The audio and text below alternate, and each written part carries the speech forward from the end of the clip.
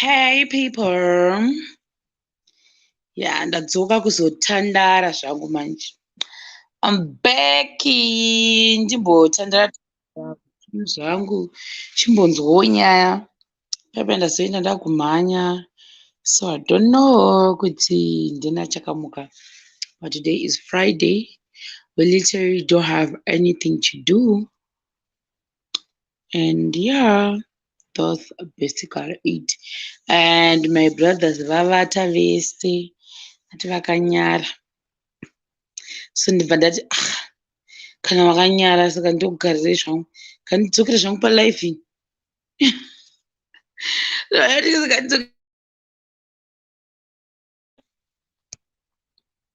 tikavavata lindiwe shingarangadze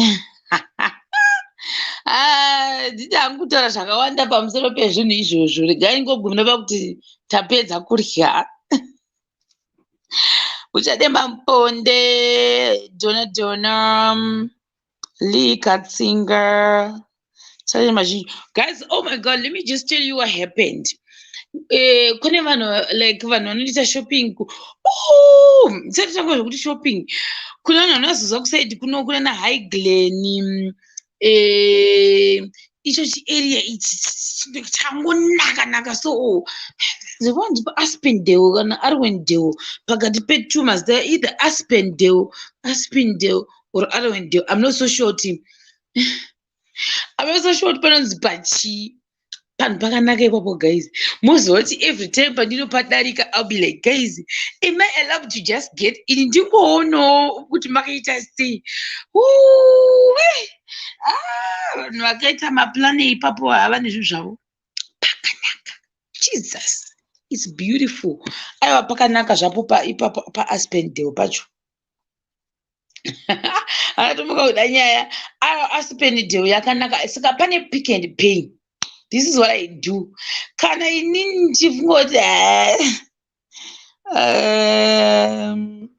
gandidzokere musoro mbomborisano muchademba muponde dona Lee Matsiga Talent Mazhintu Mamoyo Mamo Pamela Madziba Magigwantu Mary Moyo Lidiwe Namora Stacy kare CM vanhu vati vakunovata vakanyara saka ndati ndakudzokera zvangu palife ndombonogara kana 2 hours ndiripo chimbonzwa hangu nyaya zvotova nani ini hangu handina hope mwane hope saka ndoite sei lokadienda kuti unoona IVMK what do you say Pretty Geisa na Dr. N Malachi 8 Shelter Primary Pearson Hungwe Tasha Mutambandini Calvin Rocha. Uraimendise linki ndambotanga ndamhorosa vanhu ava tapedza isu shame kwane okay kana makabva kuno kusina okay kuno kuva ne okay Kump Maraf Shema Dino Trish Kaneli Chichichi Rasendi Udisei Privilege Damba Phineas Muroiwa Mastasha Kumanya Maz as Aspendale guys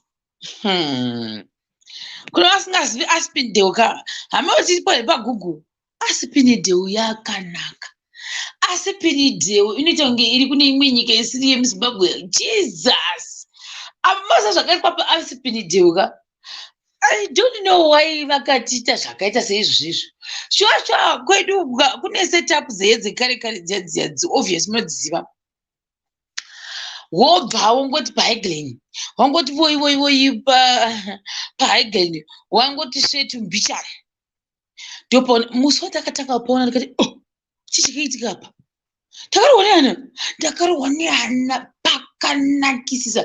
Someone told me kuti haungopindi usina kuzwa kuti uri kuenda kunani panenge pane security Aspendale ipapo imwe rumors vangu zvikanzi kune imwe celeb akatovaka imba yake ipapo hangambozvirambi pakanaka handizvirambi pakanakisa panhu ipapo veduwe yo munhu ivo vakagona zvavo vakataimira ndobva vakaisirwa Pick n Pay padivi saka havaendi kutaunda izvozvi tingoti izvozvi unfortunate kuti kwaane lockdown obvious kungoda vatomuka utoti nhasi breakfast otinotenga mabhekoni machii mukati mePick n Pay uzikaramba hino patinogara kuti tinobuda kuPick n Pay unotanga wafunga ka7 ndokubuda uko iwe ngoti watosvika Pick n Pay iri padivi navo asi yakavakirwa ivo vanhu vemunomu asipindiwo Pick n Pay ndisingazoti panomwafiwo kana kuti ndosaka pakawanda panomwafiwo kusura uku kunonzwa nekuhigh green vanondomwepi unless vachimwa mukati mavo imomomo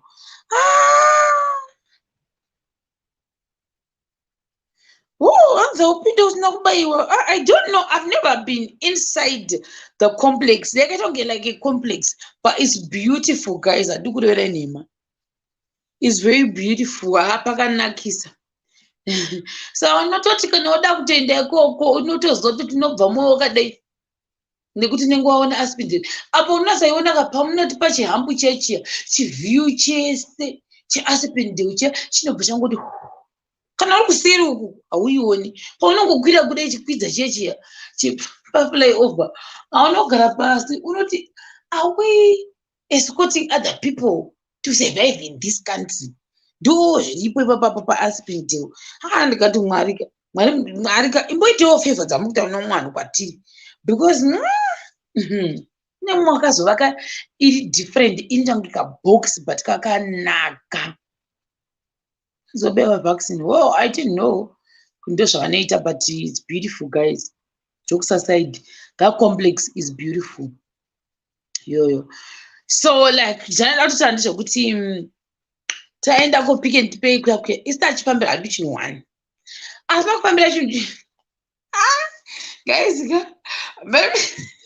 vanonomboshopfa vanombotisa mabayo guys unongobata chinhu one kudai chitirei one chekuti munokwanisa kubika manheru makabata chitirei one ka kune umwe munhu akabata ziturori kana maturori maviri akasina kuti pamwa zvimwe zvidonha ukabata one saka isusu aiveva tatine inini nemwe cousin yangu yatinayo so tatichicalculata kuti mari ikwane vatatanga kucalculata tabata imwe chisoseji so saka chaita mari takabata chimwe chakaita chitirei chepoko veduwe makamboona kuti kana usina mari unocalculata so mushopu ka haibudi metsi iyoyo saka taiziva kuti chicalculata nemusoro yaibabuda chicalculata nefoni kudayo kuda kuti amedzedze saka pakuinda mafiriji guys nhasi I was just lucky pakuinda kumafiriji kuya ini tapandasvikaka taona vanhu vanga varimo kuyekera kuya tikatova mhosa but I think I didn't know kuti sometimes vanomboita mapromotions zvototi mamwe acho natoannounzwa titorimo tabva ndomaitira vanoita muPick n Pay mapromotions chinzikana kuti gaba remayonnaise papapo vachinzika kuti rakaita 300 something radzikiswa kuti 100 something. I'm like what inga mwari kunokorokora machirungu guys apa Pick n Pay yekokoka ndambofunga kuti mwe musika if I really miss kuti ndakaenda abroad kana kuti kuSouth Africa the only thing I can do is kupesanisa ndoita mukati mePick n Pay ndoti awa ndichitenderera row by row ndichirohwa nechando chemuPick n Pay ndichifemedza kumafruits ndichifemedza kumafiriji ndichifemedza kwese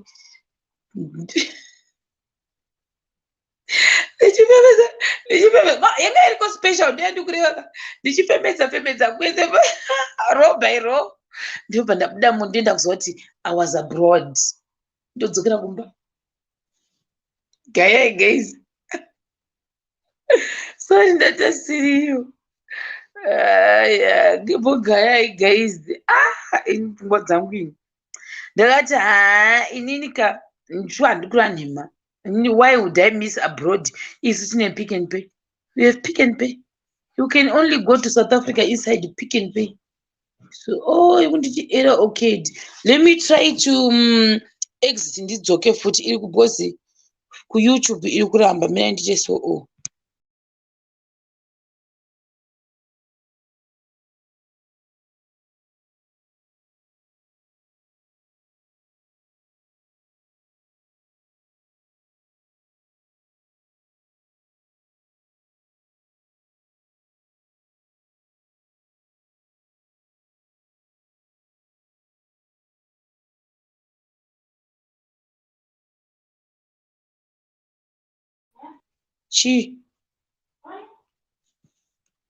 Yeah, ngandimbosa futi kuedha link tono tinobvuma here apa kana kuti haribvumi because ndamboita exit ndikadzoka. I hope this rinoita. Wow, kuYouTube ruri kuramba, I don't know why, but kana uri kuzopinda from Facebook rinoita. From YouTube, I don't know how happened. Rangoti an error, okay, wait a moment, then try again. Ndozvari kundiudza. Unless ndambozama, let me see. Ndizame kukopa futi. Ndorisa apa. Nai guys, kunyepa here guys. Wakia. Alright. Kana uri kuYouTube haukwanisi kupinda. Hasi kuti sei link yanetsa. Mene ndibude futi ndipinde futi.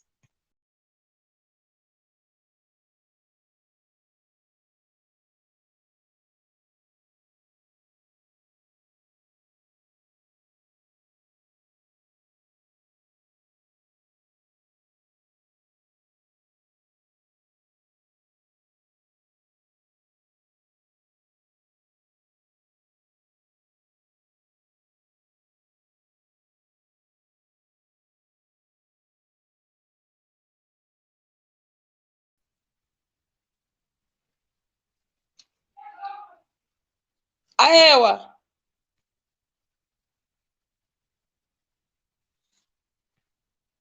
Alright.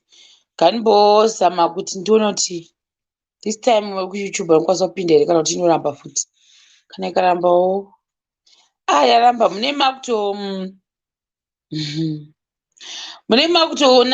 makutopinda through Facebook. Kana uri kuYouTube haukwanisa kupinda. I don't know why iri kundirambira. Guys, so pindai kana da kupinda. But anyway, that's what I was saying. Kuti sometimes I didn't even know kuti they have shout out to Shokunzao you. They do promotions. I didn't know. Kuri kupindira Glenview 3. Ndokwandiri. I am in Glenview 3. Hanzi nashamiso Makubar can't watch live near replay. She's network problem. I don't know why.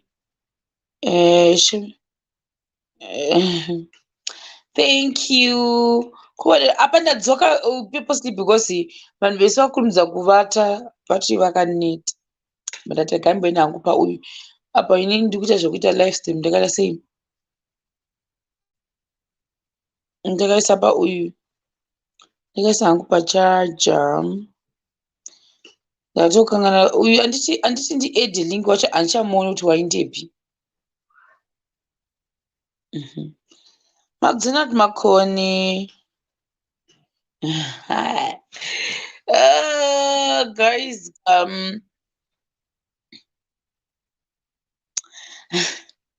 guys, do you know what happened?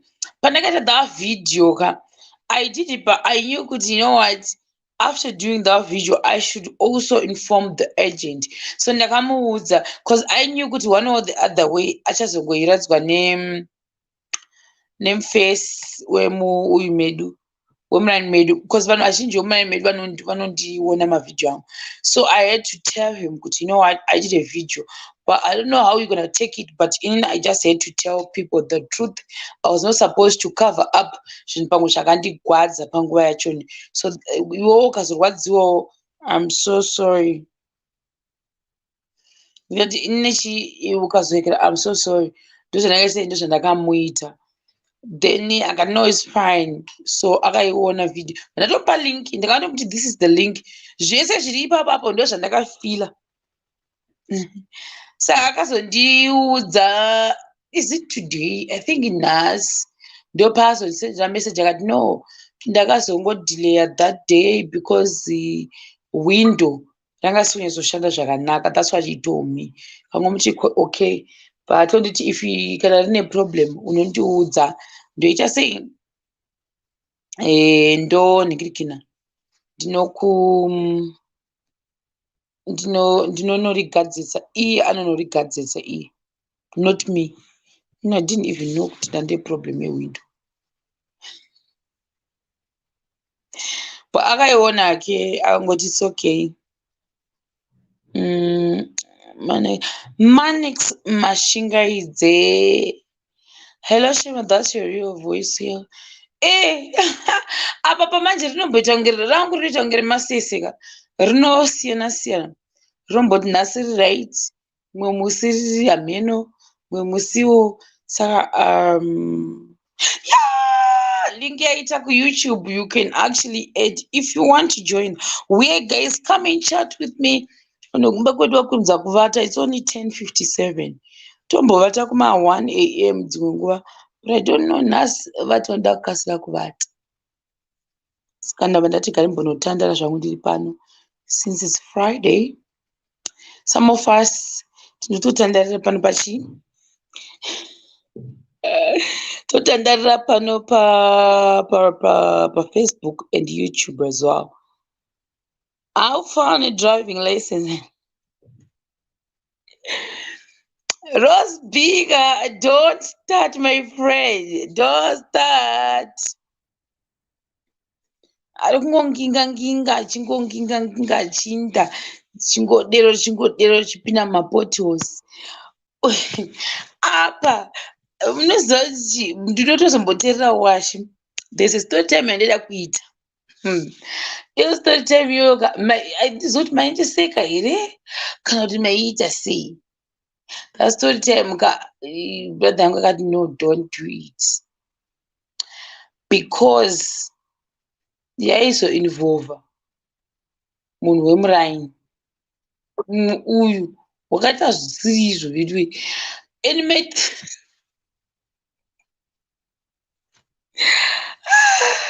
Guys, mwari wandiregerereni, but ndikazvitaura ndiri panapa ungaiona anonga achindudza kuti ndokuona mavhidhiyo ako. Saka mwoyo wangu unotsva kuti guys, I should share with you. Dai papa neuyu brother yangu anga aripoka ndaisimuka ndinokutadza icho chacho chataida kuita story time. Maiputika nekuseke cheap things cost. Guys, I learned a big lesson. Cheap things cost. That one ayo ndo yamaindiputikira izvo. Iyo ndo yandotoziva kutika maiumburuka. Iyo nyaya yekuda kugasa zvinhu pamukoteni iko zvinozvi ndikangofunga ndo izvozvo, but washa nozonditsamwira ndikakuratidzai. Washanonditsamwira. Guys, makamboona dhoo rinoti kana uda kuvhura dhoo rewardrop unotanga kuti ke. Shema. Zviri sei? Hey, uripo? Ndiripo, what is it? What is it? Emmanuel, you know what? That's my first time. Yeah? I'm in Cape Town. Oh, Cape ndakatoneta sha. Achakukupisa sha. Sha was at the gym after work naenda ku gym sha. So I exhausted sha. Unojima? Yeah. Yeah, I do some athletic and yeah. Ndinachi kuti endi ndo voice rako here wapaziya ndatomenda kustream kwandi. Really, thank you so much. I'm trying Isha. Ndasvika pamukundi kuda kuti ndisvike Isha.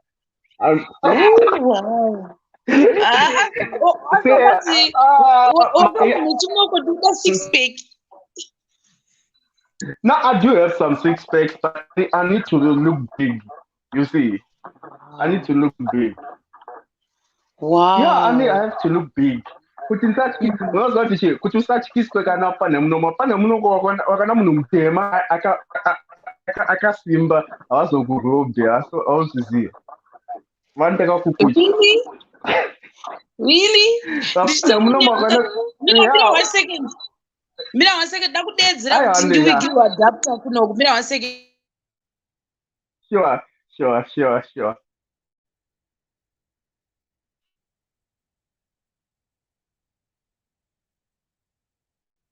Alright. Ndachida kuti ndipuwirigirwe adapter. No, it's cute. Okay. Saka uri kuitei kupapa iwewe? No, I'm working at the moment. Tingaite zvedu takabva kuZimbabwe tichiyozoshandaka kuSouth Africa. Zviri kuita. Ndiri kuzviona. Kwana You know munhu what? after 6 days South Africa hazviri. No. Shema unoziva kuti chi, we are trying zvasosiyana nemunhu akagara sha. We are trying kuti tiitewo something, unombozi. Yeah, life at Shema 1. Yeah, life at Shema 1. You know, by the way, I want to tell you something. I like your voice really. I think it's so. It's Victoria. Sounds like oh, chikwedi. Oh, voice like. Like, oh, this sister of mine, I voice like Rakanaka. Rakanaka, but it's like it's saying, but no, this one is nice. So, chocho ndivigiri. Gatanga ndipe inini chocho uzotora. Rakanaka. No, it's okay. It's huge. After my videos, why? Eh? It's been a long time since I know my videos. My videos, we should go my videos. Ndoite nantozivi kuti sei usingamaoni but ndogara ndichikanda every day. Hii name even 1%. No, but Baba, you know what, my sister? Thank you so much. Alright. Let me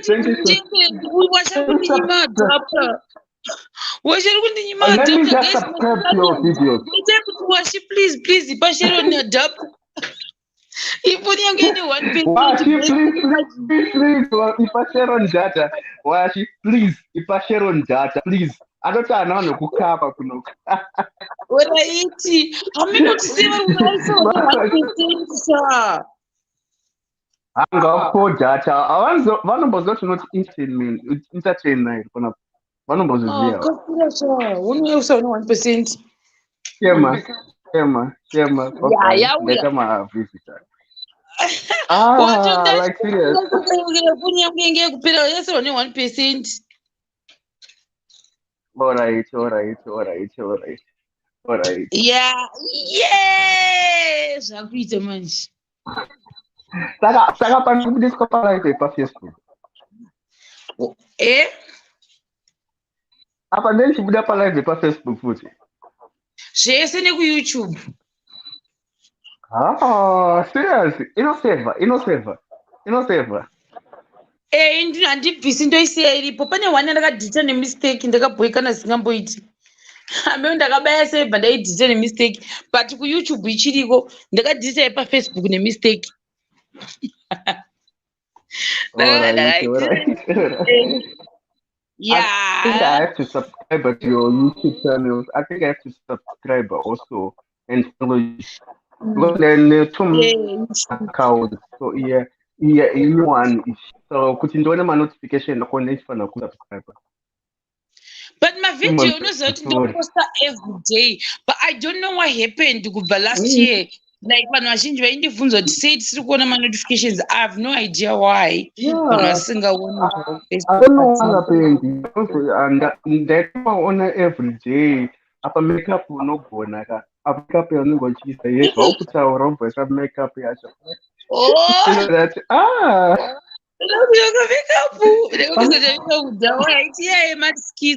understand. You must be over panic. Link on the tower. I forgot. If I link on the tower, I forgot. To fetch must link later. I can't tower on the tower. So.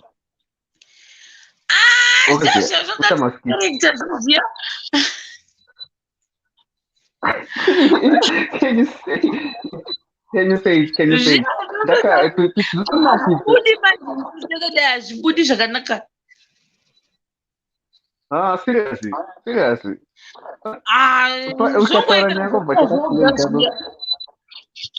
Eh? But you know what? It's an entertainment. We love that. We love that. It's I get number na Shema so that for Bambas. So Mm. I get number na Shema so that for Bambas. And Eh. interesting. But you keep it up. Like that. I think after this video call, I have to subscribe again. That's when I was so Mm. happy. Pani we are shika uyu. Saka you know what shika warane uyu. Bye bye. What about session? All right, thank you. Bye. Bye. Here we Bye. go. Bye. Atabotaura. Bye. Bye. Bye. All right, Zolfin. Longest time ever. Murazi, Uri boere. abwanga akona to wako Africa, wadada kwa dufina ntare na yunda kwa Africa. Yo, Dolphin, don't start. Bana trip ma wanche muza mumzambe kashaya. Oh, sorry, I didn't know. Ngashaya msa 16 December na anto ndakatoya kuzindakati vakashekira kuno. Ndikena nawo Zimbabwe ndikadzoka kuno kusini January. Oh, sorry. I'm very sorry. Otherwise, uri say you did bo uri say go. Boja. Mm. Ah, kuno kubo. Kurise Zimbabwe. Zimbabwe yo kauya nditi kwangu uri say. Amagai kwainakidza shamwari ndakatongudzoka zvokuti hapana zvokuita shamwari ndonangujeroga life yekuno Zimbabwe unonakidza. Iwe Kwainakidza muna December kapasina lockdown. Now tine lockdown. Saunonakidza how? Ndakasvika kuzimbabwe muna January lockdown ndanga serious ndakati vari kuvhara bhodha musi wa5 ndipandakazotiza achita kuvhara bhodha musi wa5 but handambotangwe kunyanyofara zvinhu zvezve because nanefina hazi anairwadziwa chani kunyepera momzi yangu yakangorwara 3 days yabva yatoshaya zvakanetsa ndizvibelieve but ndakangoti gare zvangu ndakazonguti ama ngandidzokeri ndandadzoka but apo pamwe mai chokudzokera kudini kuti kumba kunenge kunonakidza from kuwaonei panzvo ndakaona zvinogona kungoitisa mari kuzimbabwe saka ndozvandoda kudzoka zoita zva saka iwo Dolphin iwo it means haunozivi zvaunoda uchiruziva last year pepe waiti kuSAE pane madhira nokuisa mari asingaiti now udosiya futi weyo Zimbabwe. Home is the best, and the reason why I was here is because of my mother, and she have passed away. So just imagine, and it's not been easy for me to live in this land, especially my memories.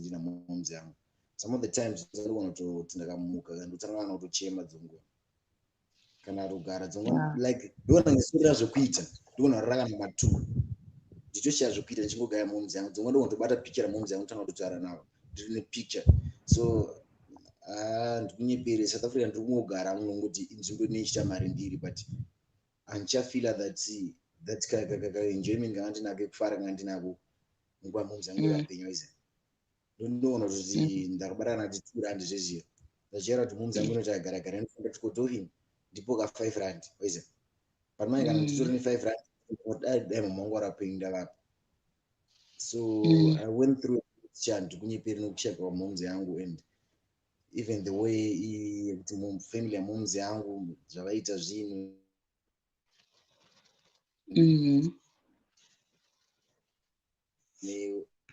I went through a lot asingaziye hanzvadzi yamomzi yangu yakandorama mupama 2 ichindifosa kusaina mapapers ekubhenguza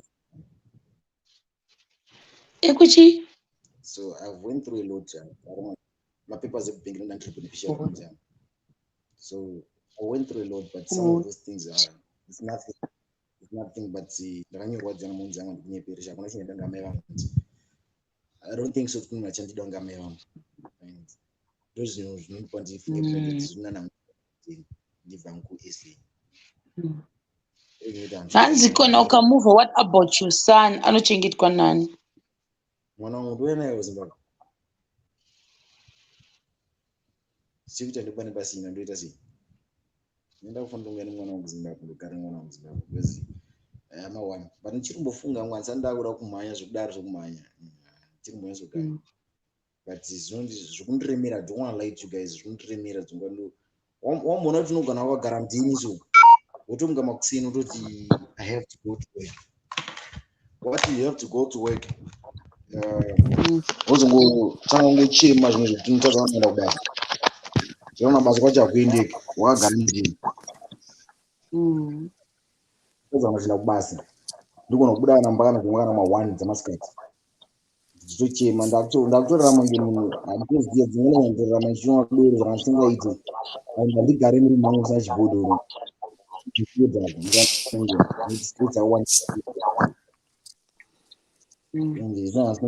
mangaziya so soon. Ndangoita zvokumhanya izvi. Just like munhu anogona kupora. Munhu akaenda kuhospital izvi. Tikaenda kwadhokota takadzoka vachinzwa neCOVID vanoda oxygen. Then ndikavahira oxygen ndikaisira oxygen then zvaidiwa but couldn't survive it. But zvimwe zvaitika namadzame yangu zvinhu zvakaoma. Vamwe vaitoramba munhu igare paoxygen namunhu anga anofanira kugara 72 hours paoxygen. But I want to talk about it. Ndakatanga kuona zvinonzi vamwe vakazoona mavideo zangu zvaitanga kuenda matidofina chitaura yamai vake. But I feel bad about it. Whatever she is, she knows that I always love her and I'm a one. No one. But otherwise, I'm so sorry, Jaco. Yeah. Ndikona kuti maskiti dzauri mazana atokaipa. Wamuri kuti mwana ari kubuda naye maskiti. Kuda sei? Kamwana kari kuita nako akabva kudzaka. Katori munhu ndokanga ndachitaura nako izvozvizvi. Oh, mawari. Ndichora maskiti angu mazana ndikadietu.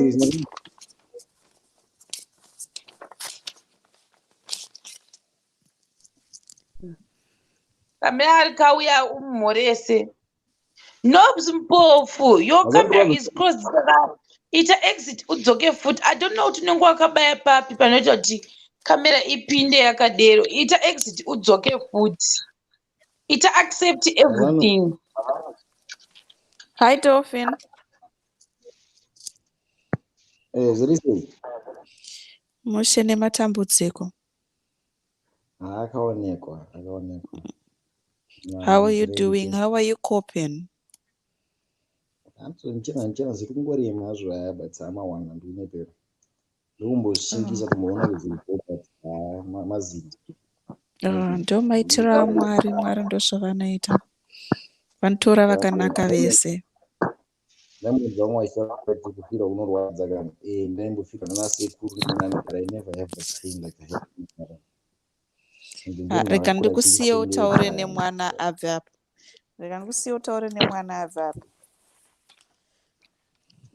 Boy, mwana akaipa guys. Uyo. If you tell you. Boy, acting but things good. But what is celebrity? What celebrity is there? That bas not done celebrity. Chemo that bas chama. Big fan ragusha. Big fan ragusha. All right. I don't Kupita tika mafuta sasa tubise ma break waiziya. Tika mafuta into moderi automatic. Unongoramba watsika mafuta nditori fan rako. Ndiri fan. Unoti manje support share zvinyara kana support you more than share man. Waiziya. support you more than share things. Boy, thank you. Sara mbokadaro. Inini hatitonatirwa izvo. Ende muti varaidza ndachitaura kuti munhu achari kuipa ndafika pamamerika vakatokwa no but achipo chiripo sanyepero. Waiziya. Zvinoita basa unofungira Mwari. Musi chinorara. Aiwa akanyanda kusapota mwana kupfura iwewe. Waiziya. Ndato big fan rake. There's big fan rake. Ndapikira mugare ndo dzaakachifidha. Ndaiwe ndozinakira pane imwe yacho andinganakire kuti unongochiviga mari musofa uchiviga mari musofa ubva mutumwa chakaendandira public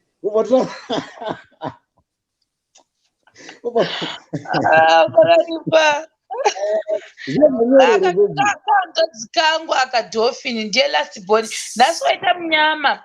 Vanhu vomba kwedu vese vanga vakaneta because tasora tiri busy. Saka vabva kunzwawo vata. Dai most of the time dai ndatova ndikinaini vanojoina malive.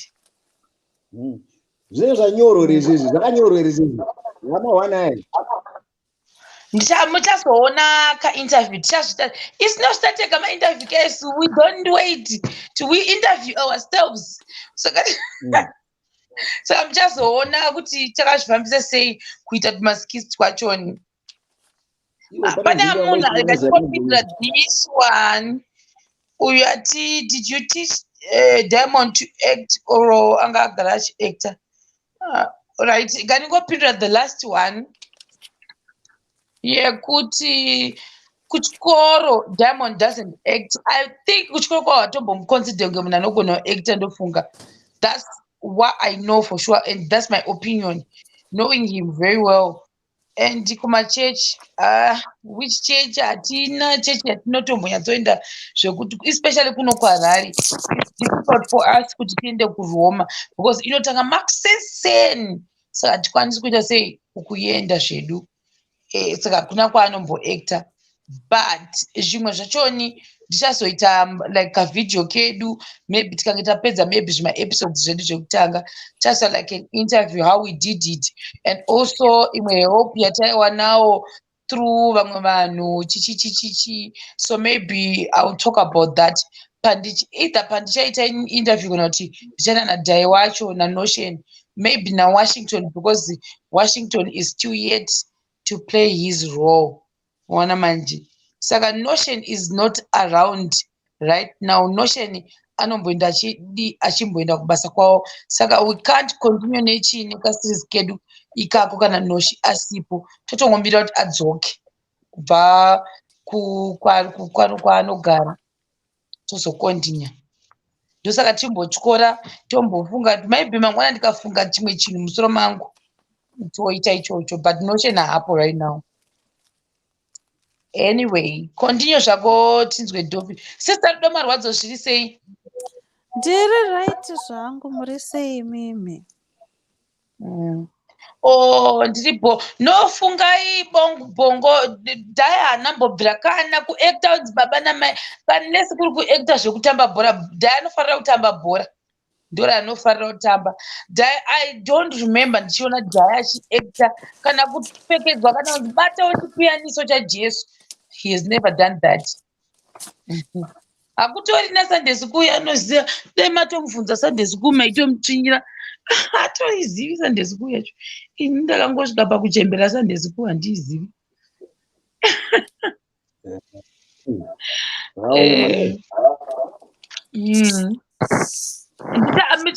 Questions enyu mazhinji amuda kubvunza amuda kunzwa nezvazvo and how we started this thing ndichamapindura pandichaita after mene vanonzwa ka post interview. Anyway, sister rudo chimbotarai tinzwi. Ndabva ndatoshaya zvekutaura manje Dolphin paataura nyaya yake ndabva ndatofila sad. All I can say, Dolphin, are you hearing me? Am I okay to talk to you? That's fine, you can talk. Is that okay, Shema? No problem. Okay. Antinombosi andakakuudza nyaya yangu yekufirwa, handiti? It was a sudden thing that happened all of a sudden, yeah? And that feeling only kana wafirwa, you only know that, you only have that feeling. Nobody can tell you there is anything else in the world except what you are facing. Nenyaya dzerufu. Ndakambotoitawo maepisodes angu that very month. Ndakatombopomba wandandisingatombomwa wandandisingatombozwa ndaitongomwa any no matter how much kushata kwawaiita ka everybody was wrong, any advice was wrong, anything chanengonzwa nevanhu was also wrong. Ndakazongorwara nemusoro nenyaya ndaita a-month ndiri kupomba murume afa, right? Ndokubva ndasiya izvozvo, ndakaita futi maepisodes mamwe futi ekuchaya chikafu. Ndaiti ndikagara pabedso ndikatanga kukuroverai chikafu mese maishaya, vanhu vaizvishaya kuti what's really, is it hunger or what? It was due to stress. We all got a way yatinogrievha nayo ka. But with alcohol, it's a no, because alcohol can cause liver cirrhosis. Andinosiya zvako. Because ndakatomboitawo futi episode iyoyo. That's why I'm talking from experience. Maybe my advice, it's good to let it out, to cry. It's good to bereave anyhow you want to bereave, but alcohol, it's something else. Because I've gone through that. Ndakatoitawo episode yangu iyoyo unoita toxic, unokuwadza liver. You can go kugym, you can let it out in the gym. Kana ukada kushaudha urimo muri kuirova gym. It's good to be pane vamwe vanhu, because mumba machona chaimo kumugara ka ndopanotanga pfungwa dzese idzodzo, especially when you are on your own and sleeping. Try to be seeing other people. Kungoona vanhu, kana kuenda pafone. Right now necovid hatisi kunyanyoonana ka, kungoenda pafone, talk to people, go for walks, go for jogging. Make sure you're not on your own, because when I was on my own, that's when all my demons of alcohol, demons of eating, I went from size from 11 stones, I went up to 18 stones within a space of 3 months. Ndichichaya chikafu, nobody understood. And vanhu vaindiudza advice veseka ndaitofunga kuti havasi kuziva kuti inini ndiri kuenda through what. That's why they're just giving me silly advice. So try, and I know how you feel. I know. I know. Sorry, Sister Rudo. Chii chamunotinzwa ni 11 stones, 18 stones, zvorevei? Boys, can you tell Shema? I was about 65 kgs, around 65 there. I went up to about 105 kgs, around 105 to 102 kgs. Yeah. Oh. No food, no stress. I find comfort in food, because I didn't think they are understanding me. I didn't think kuti everyone else are exist at that time. So that's what I meant. Alright. I don't know whether it's making sense, Dolphin. I don't know. I know it's making sense. Yes, try and be with socialize more than kugaramba, because ukagaramba, that's when you think of all the old good times, and then you start thinking why. I'm with you. Yes, I did that as well.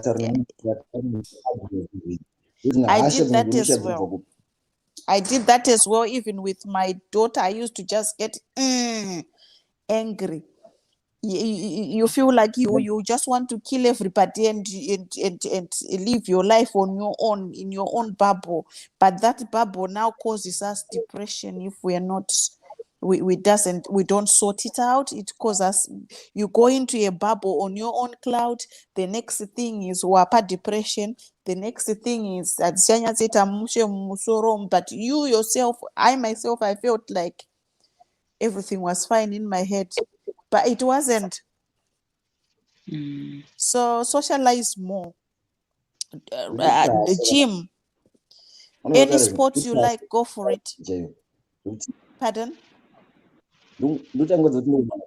Hasha kana za client hasha chetete. Kuti kana munhu Yeah, akandiudza ikana kuti waka. chiro kana kuti ndikakufonera Yeah. nditari newo deal kuti okay deal tuita deal. Then pano nditira naye deal kuti It's, ndazvinda tongati okay deal go Friday deal go. Abva andifonera yes, futi it's wakazondifonera anger. kana 2 ndauda deal. Nenda ngwakundi irritate ngwakundi bore zvinozvo. Nangu ndakatochikuita Yes, zvingacho. yes, Ndinofonera ndati yes. irritate. That's the feeling. Now, that feeling now, it's anger because you're thinking, why did it happen? But then you're pushing your anger to the wrong people. And that's pushing, it's called pushing away people who are coming to you. That's pushing away. You need to be closer to those people. You need to be closer to that people. I had six months of craziness. I'm telling you, craziness. 6 months of craziness. And mwana wangu anga achiri mudiki ka. It was crazy. I understand you. I am with you. And I feel you. I feel you right there. But try and socialize with people. That anger is going to be there for a while. Yeah. And try to be with people vanoko understand more, because ukaenda kune people vasinga understand more, anger yako kana yatanga, they're gonna say, oh, you're just rude, or you're just angry.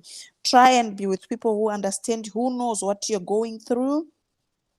They understand. Kana ukave snap, it's called snap. Kana ukada kuva snap ane mashoko, they understand. I feel you. I do feel you quite a lot.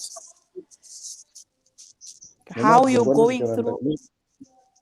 Like mwezuro ndakabuda mba kuma na half 10 apa cafe into 11 ndatanga ndatira ride ndasangana nemavhenye mapurisa anga ari 4 tanga itosecha nemoti kakura pavari abva saka ndoitira muchena bva nditeera wasvika bva ndimisa ndikundosecha mota ndosecha mota ndakuchaivhire chii ndatanga ndochinjana mashoko emapurisa apa ndalicense panguva iyoyo. No, you don't do that one.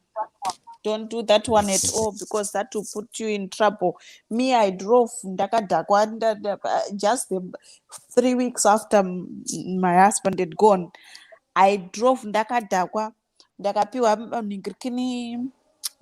mapoints, and mapoints iwayo ka akanditorera konetsa kuti ndiadzosere back, because that's the drinking and driving, and it's about that time it was now it's more months usinga drive. At that time it was 6 months no driving. Apa kubasa kwandinoenda, it needs me to drive.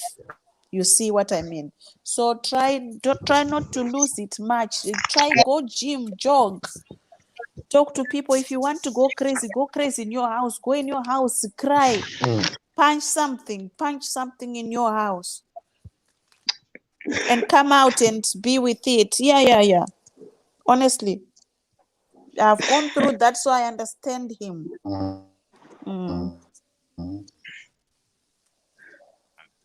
Ndapedza zvangu kutaura. Sorry to take over your show. I'm sorry. Tatakateera budhimani asi chibanda zviri sei? Hapana, mheno kuri sei ikoko? Kuri bho. Imi mamuda kuita contribution kuna nyaya yadolphin here kana kuti something different? Dolphin, sorry Shema. Dolphin, face yako waibvisire apa. Dolphin, come back. Inini ndango pindawo manje asana natseibata nangonzwa zvealcohol kuti don't drink and drive. Oh no, Alcohol is Dolphin dangerous. akashayikirwa namama That's vake. good. Oh no, Okay. sister Rudo, I think budhimanasi vanga havana kuziva kuti chichaitika. Dolphin uyu akashayikirwa namama vake, saka ndo anga achipuhwa advice, ndo zvaitika. I think budhimanasi havana kunzwa kuti zvatangira kupi. Aiwa ndazviziva zvangu, ndandokutotsvaga Dolphin because ndafunga kuti maybe ari kuchema. Wangu. Akawanikoronachicheroka zvakatoudzwa effect unati hansi guys munobva that's joke andona chandabara ini No. That one manje inokwadza makidneys and neliver.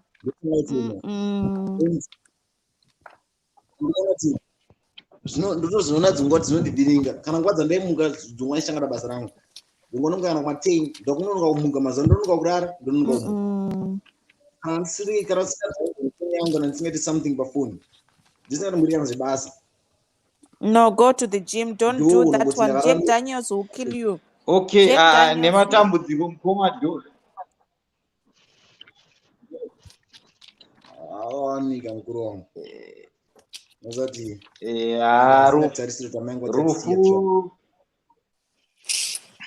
rufu inzira yemunhu wese wangu. Kana nesuwo takatongomirirawo zuva redu. Mumwe nomumwe akangomirira zuva rake. Tinofanira kungochema tiine tariro tiziva kuti nesuwo tichateera.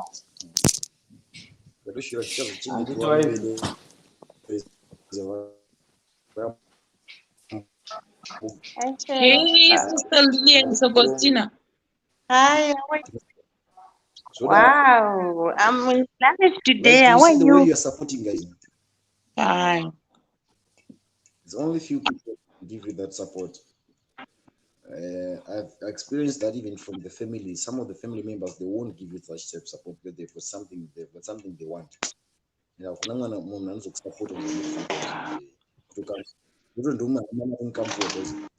the life. Brendan, come and see Cheryl. She's on live.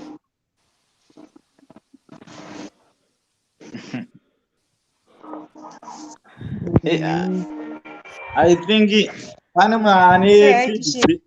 munhu ane background inonoita. I think Sister Lillian Sogostina chimbodzikisai volume yeredhiyo kana TV. Radio kana TV kusaidi kwenyu. Kana kuti ari kutamba game, dzikisai volume. Yatoni. Ndakamute. Mendi ndandaka kumute hai. Hey, zviri sei? Okay. How are you, Sister Lillian Sogostina?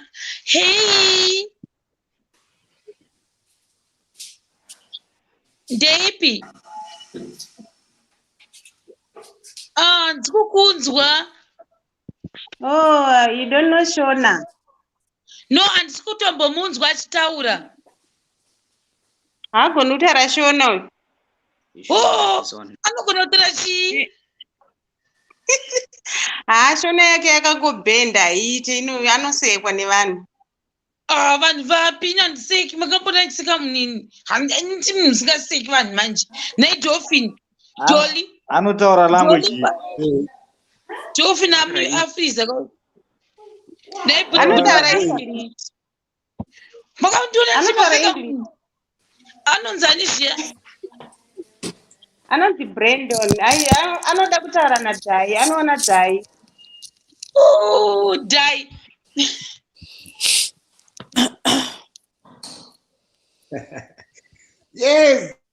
Yes. Team Dhai kuwina. Tukuwina. Yes, tukuwina. Anonzani zita rake uyu? Anonzi Brandon. Brandon, uripo? Yeah, I'm fine. Really? What did they say?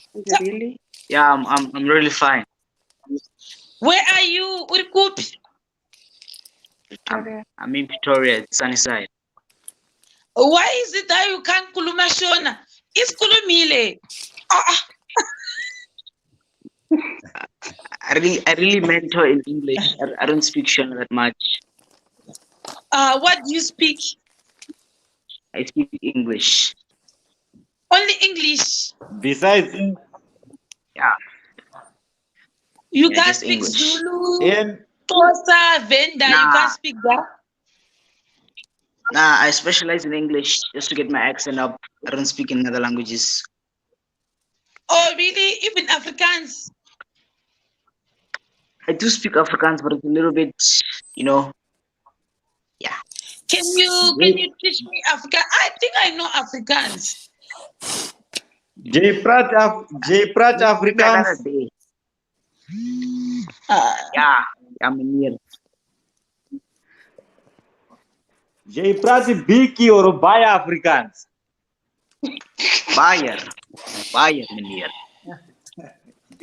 Oh. Ja, meneer.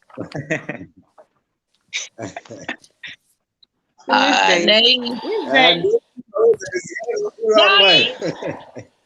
Anza batata. Oh. Do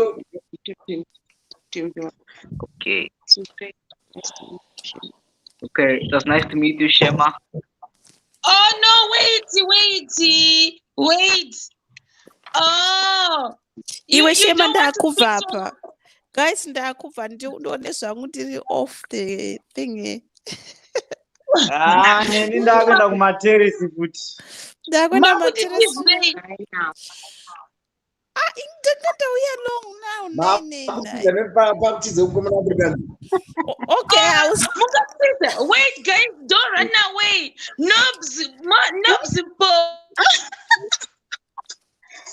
Can I go get my phone? Run away, guys. No, Kuluma I was just Ninjani. trying to give other people space. Which space, my food? Nobs, kulumile. Shiro. Ndoda kutaura chikaranga.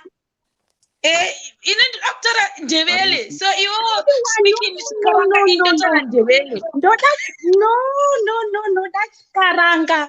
Ndoda kuchivhambura. Alright, Sister Lillian, musiaende zvake. All right, Shero. All right, say goodbye. Goodbye. Bye. Brandon, bye-bye. Bye. Okay, bye. Shema, Yeah? you know, Kuti, inini, I love chikaranga. I come from Berengwa, right? Saka, ndoda kuti nhasi ndoda kutaura chikaranga, handidi kutaura any other language kunze kwechikaranga. Saka zviri kupi swiwashi?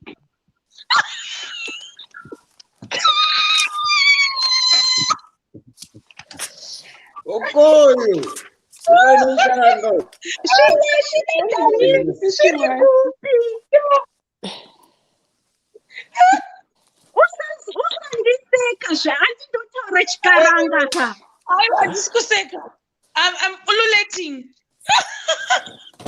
Shema,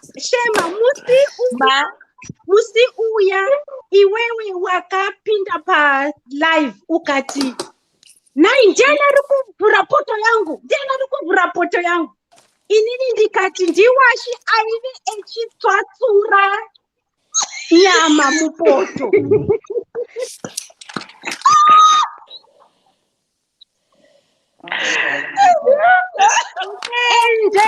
Ende futhi uyu anenzani Diamond. Kati anti wati Diamond ari kubikira imvwa chikafu. Ndizvo. Zvikuduru munazvo here? Chii zvikuduru? Zvikuduru, the puppies. Zvikuduru. Zimbwanana. Zvimbwanana zvikuduru. Izvozva zvinenzi zvikuduru, the little dogs. Zvikuduru. Zviriko. Munazvo. But Shema ka iwewe Shona yako ndeyekupi, because inini yangu Shona inohlanganisa echiNdebele. Kwenini yangu manje? Inohlanganisa nechii? Chikaranga handiti? Andinoifarira zvekuti dhu.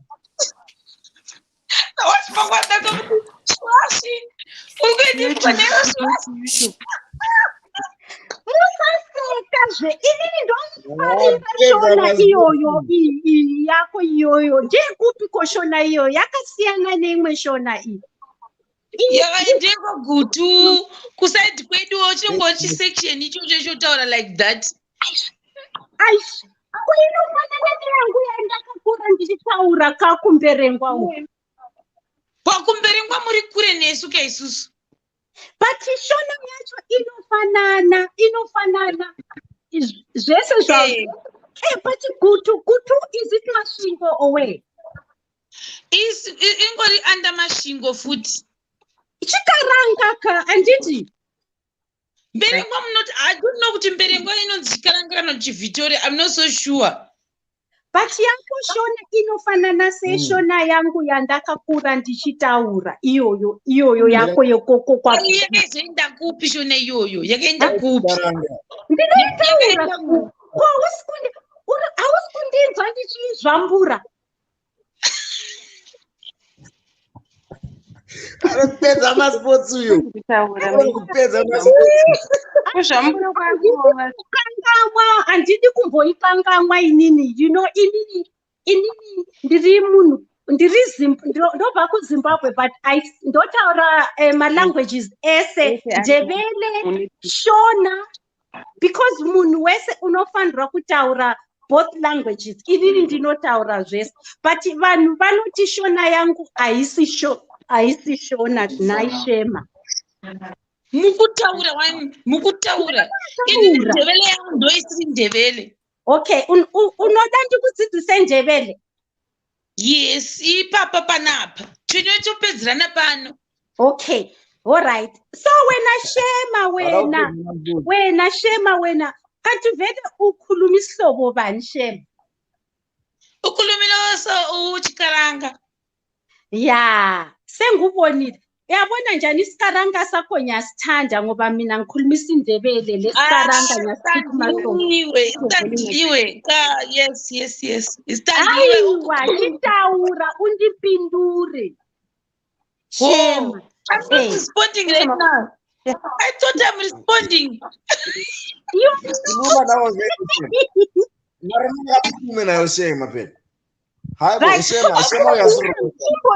Chipondibudzai. How come Shona vanhu amudzidzi ndebele? Why is that? No, not kuti hatidi tinenge tichida, but I think maybe tinenge tichiti patikakura izosiri mhosva yedu.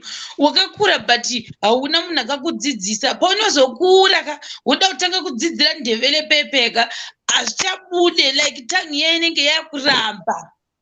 Aiwa but unoziva isusu tongue yechindebele you can learn any other language, to be honest. Kana uchitaura ndebele, you can learn any other language. Even me, I can speak ndebele. Khuluma ndebele. All right. So li sharp lonke khonapho. Khonapho omaglosen.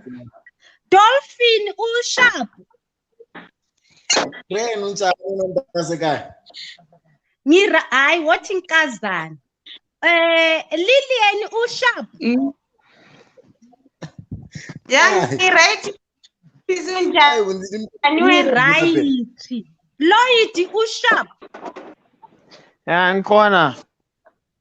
Namhla ngifundisa isindebele. Angithi wathini a e I o u. Yeah.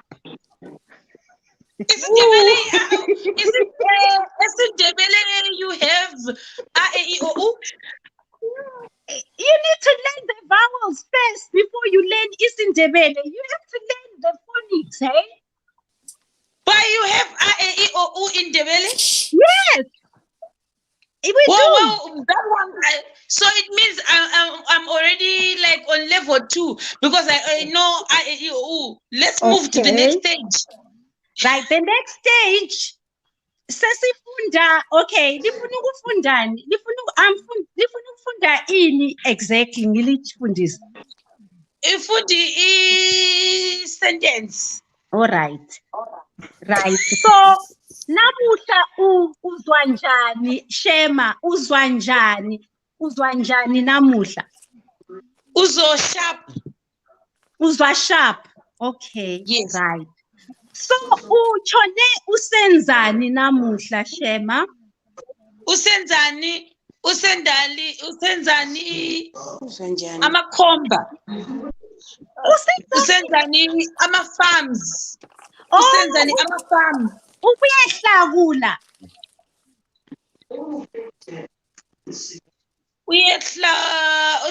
Uhlala eGlenview 3. When uhlala okay. When uhlala Hayi. Shema, you are socialite. So siyakuthanda lathi kulesindebeleni. So we sifuna ukukhuluma isindebele Shema. Ulahlekile ulahlekile khuluma isindebele omunye. I know from living to Utheni dolphin? Ushema ukhuluma like uhlala eGlenview unabuza like what you doing like the whole day ne you know Exactly. Yes. Ukusenza e-farm. Yeah, right? Yeah.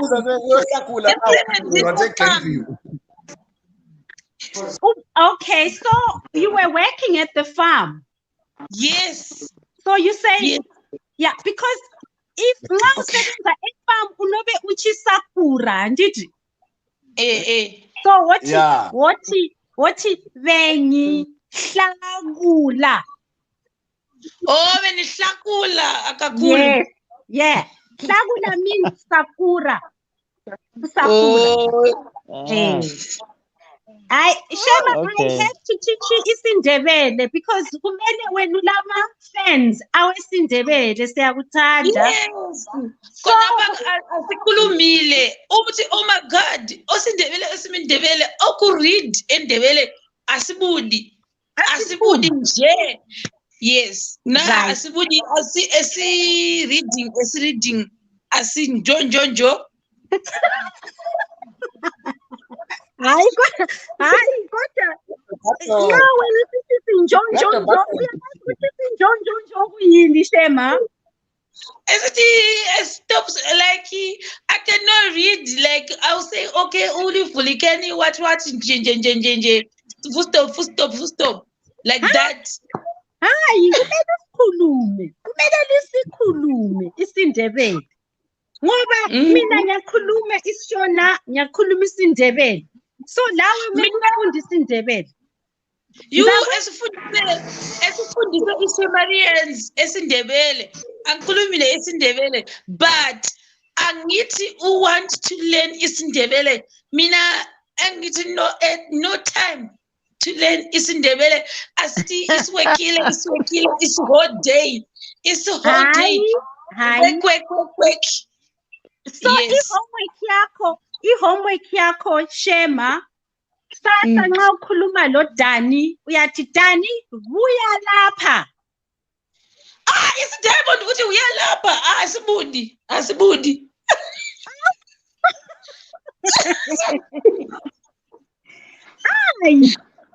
Kumele uqalise ngikhaya so wena nxa uxoxa lo washi uxoxa lo Dani uxoxa wathi xoxa uyini uxoxa yini kutawura xoxa speak yeah antsho lapha siyaxoxa phela antsho chit chat siyaxoxa yes yeah so siyaxoxaOsiyaxoxa esindebele khulumile esindebele with the dye. Yeah, uxoxe lo dye uthi dye instead ukuthi iwe dye koyiwa utereriswa ndinokubuza you say wena Dani wena indaba ungalaleli buya lapha wena Dani buya lapha isukile dog food. Yeah, buya uzosinika isitshwala. Isitshwala. Seems like udolphin uyasazi isindebele. Dolphin uyasazi isindebele. Hayi kancane kodwa mina ngikhuluma isiXhosa. Okay, ukhuluma isiXhosa. Yeah, as long nxa isiNdebele kuyahambelana lesiXhosa. Yeah. So, Sis Lillian, when I get Lincoln, come here. Lincoln, Yeah. number one. So uShema mele simfundise isiNdebele ngoba uShema uyi-socialite mele akwazi ukuthi khona uya-entertainer abanye abantu from different backgrounds. Yes. So mele uthi nxa usenza ama-jokes akho ufake isiNdebele Shema nje. Yes. ayifake isiNdebele and I will say, oh my God, jing, something like that. Like sakufundisa isiNdebele angithi. Yeah. Ngizanithanda ngilichiye lihlale kuhle. Bra, is it Dolphin? Sorry, ngilalele ngizwile ukuthi you lost your mom. Try and heal and think about all the good things owazenza lo mama wakho, you know, and look after yourself. Abazali bethu, they come and go, but we just need to hold on to the good memories. Angit, Dolphin?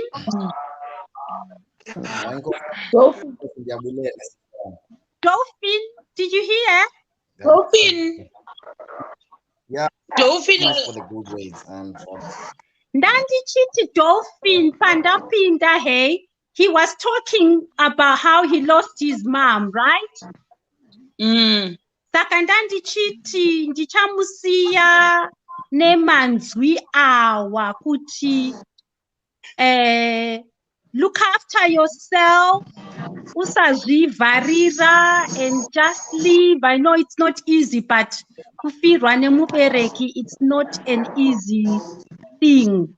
But chingonamata kuna Mwari kuti hile, what is to heal?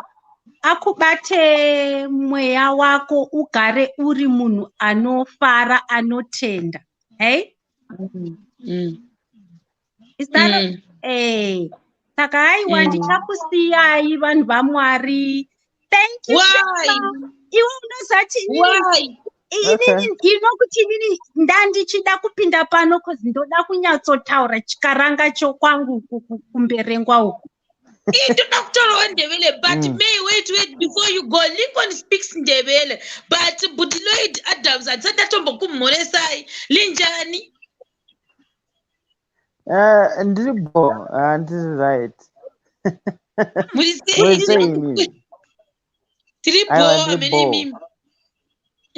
Sharp. Yeah. Yeah. Kuno right. Serious, Mukusai Gupi. Oh, kuchishawasha Harare. Go. No kuziwa ile kushawasha. Kupi washawasha primary school. Yeah, before yeah, iko Sedic National College. St. Dominic kune zvikoro zvakawanda zvakadzidzwa nevana muZimbabwe vakawanda. Kwakaenda Dolphin akamboneta fata kakamboda kupikira utafata kupaekera ukoko kudivi kwenyu. Ini ndikamboda kuta akaboda. Makamboda ku okay. Ndikura nema andina kumbozvizama. Ndakada utafata. Uyu ndiye akatombono ndochechi yakatikuza iyoyo. Ndokwa muri mimi. Muri kuseminari mimi. Ndiri nini manje. Aiwa ndotora kuti muri kudzidza chipata. Ndichapfura chisipiti. No. Nditori kumba kwangu. All right. Tatati mabatana na Buti Dolphin. Ndogara mushawasha hills kwete muvhali. Mandoziva here naimi. Ndinakwa ndoziva ini. Andinoza chipiti. Andikuziva andingada kuenda nemandi. Handikuzivi. Chisipiti unoziva. Handikuzivi. How's your Glennon here? Handitokuzivi. Masitesa kuti anongoziva kuti anotaurwa but maplace haamazivi. Fana kuti wangofamba mbona. Alright. Mufana kutenderera chazokutorai. Munayamzonditora ndinofamba nemabrothers angu but pesi pandofamba.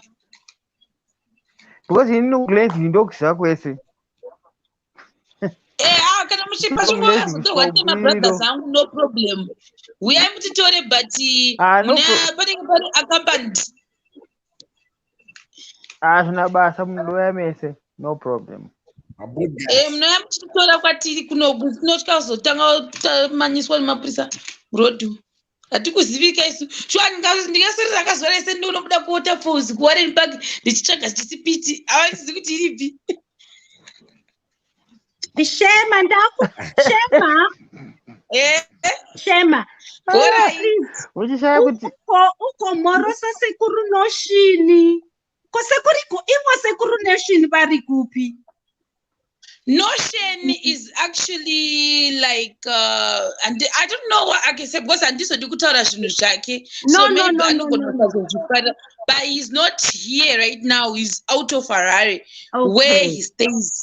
But I must say, I really enjoyed the Kumusha videos. Those my video. I kandina kids. And Katani, bless him. Katani, ka superstar kaya. Please don't sit on that talent. Yes. All right. Please don't sit on that talent.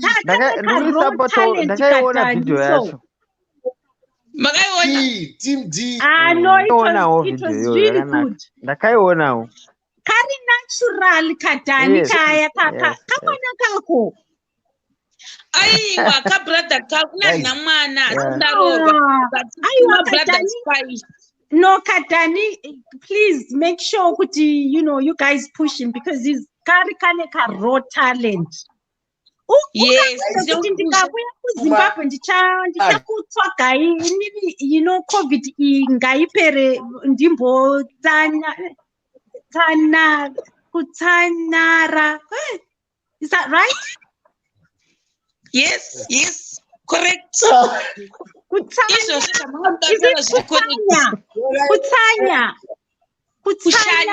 Kushanya, but one last story, Shema Shamar. Story yako iya futi last one iya yemota yakandigwadza steering here. Oh, that one was so painful. Like seriously speaking. Inini ndakambovhizita 10 years ago kuZimbabwe. Ko ndaizivei? Inini ndaenda kuya wena ndasvika kutown kwangu kwandakakurira. Ndakakangamwa license kwandaibva. Inini rine mota nemuchembere wangu navamwe vatete vangu taienda kunhamo. Right. Takutsoka paya mota ndakubahwa paya zvikanzi license. Inini for sure ndakakangamwa license. Anditi haipapo sure imhosva inokuti imhosva ndingati chichi. Ndakaikangamwa license paya. But yakandipedza nyaya ndeyekuti paya. Inini ko ndaizivei street language yemuZimbabwe. Ndamisiwa paya. Zvikanzi license ndikati sure inini chokwadi rese ndakakangamwa license. Zvikanzi license unofamba usina license. Hai ndakubvu inini chinhu chinenzi porisa ndinochihla. Inotyisa. Ndikati nandiwe nhasi pano ndaitei. Saka paya zvikanzi nemuporisa ndikandikutsvagire muporisa mukadzi agodhila newe. Ndikati alright ndakuvhunda paya manje. Ndikati ko ndaitei pano. Muporisa mukadzi uya akauya zvikanzi ko license iri kupi? Ndikati sure please ndakangamwa ndakaikangamwa zvikanzi chitosiya kamota pano unotora license yako ndikati kwandabva kuzi pano kure zvikanzi manje pano ambuya nhasi iFriday pamuchapinda mujere Friday, Saturday, Sunday, Monday until ndikati please ndinokumbira mundiregerere. And then polisi akati saka toita sei iniko ndaizivei kuti language yekuti toita sei chii ndakuti chindirovai nempama zvikanzi kukurova akuiti ndikati manje ndoita sei handizivi kuti ndiite sei zvikanzi todini chikondirovai zvikanzi kurova hakurohwi pano ndiani akati mapurisa ndikati manje ini ndainga ndisingazivi language yacho kuti ndoitei apa kuti nditi alright inini kwandinobva kune mutemo wekuti munhu porisa ukaripa mari wosungwa futi ndozofira mujere ndikati aiwa ndikati achikondikwamurai zvenyu nempama kana muchida zvikanzi aiwa todini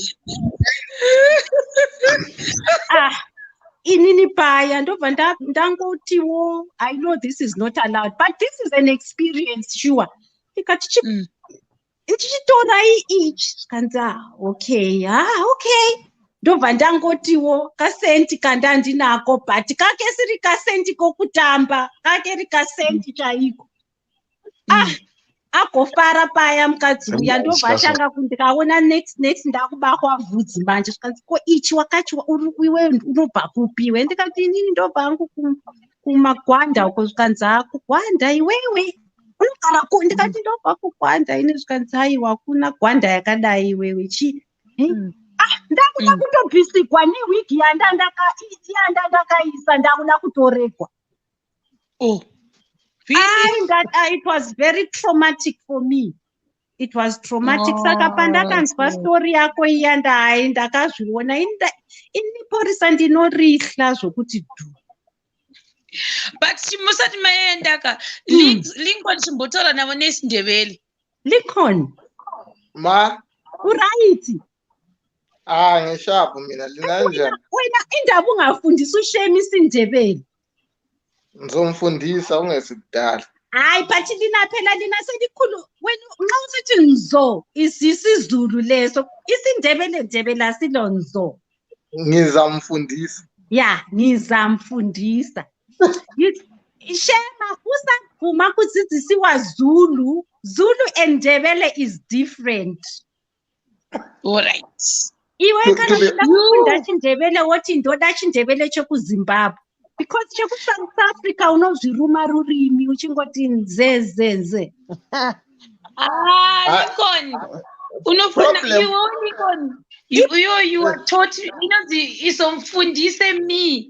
isiZimbabwe Ndebele handifuni ifundisile isiZulu hangidi no pare the Zimbabwean one inotonetsa kudarika the Zulu no it's deeper than wena unjalo uthi wena Lincoln unjalo ukuthi khona wena isiNdebele lesizulu okunzima isiZulu kumbe isiNdebele isindebele like it's when you mawukhuluma isindebele uqotho lwaso you easily can speak all other languages just like me I speak Ndebele I speak Sotho I speak Tswana and Venda I can speak all those languages because you know the proper the deeper Ndebele angithi so the problem with me now angazi like angisela that language engikhulumayo because I'm exposed to so many languages. That's true. You see, but Shema, I will forgive you because inini everywhere where I go, I learn the language. Saka ndikaenda kuHarare ndinongopinda ndotaura Shona, ndikaenda Masvingo ndopinda ndikatambira kunana Gwanda uko Chisotho ndotaura. Saka I'm jack of all trade to languages. Wow. Saka Gwanda mobva kupi?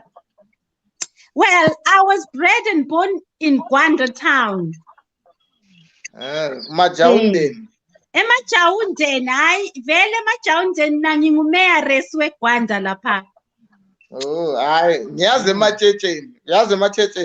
Ngafundisa konke lokho ematshitsheni 20 years ago ngamfundisa emagwanda ezikolweni zeGwanda like 20 years ago. Okay. So when ungaphi South Africa or South Africa. Okay. Hayi ngakhulela koBulawayo kuNtuthu koBulawayo ikho ngafunda khona koBulawayo so hayi no that's nice. Right, hayi Shema ngizakushiya ngikuthande uzakubona antsho phela mngani wami uthi Kwapha muri kuphi? Mina mina ngilapha emqandweni lapha ko-Elizabeth. Oh, okay. Yeah. Kulandani. Yes, so hayi ngizalichiya ngilithande maZimbabweans amahle. Shema, take care and continue to make us laugh. Thank you. But please stay with this content chikaranga idioma ninondinakidza iya kanokuita sesibuya kana waita sesibuya wakaimonera zvezambia so wagara paya panokuza pakitchen. Hayi number one yokumusha yakandifadza fani mani. Shema, I don't know. Shema kana chichaura kuti I don't know. Anoti I don't know. Why not I don't know? I don't know. Ati ndiye kwagutu kai. I don't know. Pepe kutapa basa kagaizi. Aiwa urigona zvako. But ndakusvika kuMalaysia ndaida kukutsvaga but ndikati ndasvikira kunana Shanghai uko ndikati pandinongoenda kuMalaysia ndichasvika ndokutsvaga ikoko. Malaysia. Handiwe uri iwe uri kupiko kuti Thailand man. Thailand. Kumalaysia ndakanga tichivhizita plus okay. That's nice. Okay, Shema mngani wami, bye. Bye, but I'm not going back to Thailand though. Okay. No, I'm not going back. You know, home is best, Shua. You know, home is best. Yes. I know it will come for all of us to come back home one day. So, you know, pave the way for us. Amen. Yes, I shall live and love you guys. Look after yourself. Bye. Good night. Good night. Okay. Anyway, Saga, Lincoln Taura. Magadi, Mr. Lloyd na Dolphin. Tiribo, this is Tiribo. Heavy. Kana muri bolato number 1. Lincoln. I don't so quimpira so. Muito quimpira. What? Lincoln. Oh, Zati. Yeah, that's nice. Ndatobatwa nehope. Saka pandiri kupepuka ndiri kuona fundi iri kutaura pane live iri kuitika ndiri kuvhunduka vanhu vaipapa live futi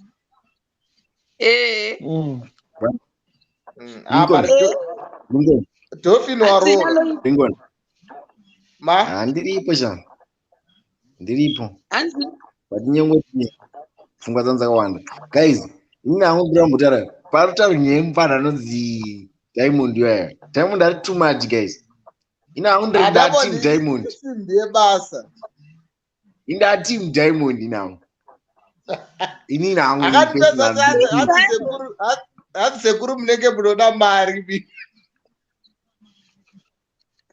Zvoti kana takagara ona Shema tikauya apo tikavhota papeji apo tikati tiri pachannel tikati team D ngaiuya apa team Shema ngaiende kwako hauna team D yakawanda ini mune muchindivhotera ndaita sei mofanira kutopusha team sekuru na team dai koindeipinda paanendikupusha maweti kule vanotaura language yebhegi chete zvese zvanotaura ilanguage yemari nezvemari chete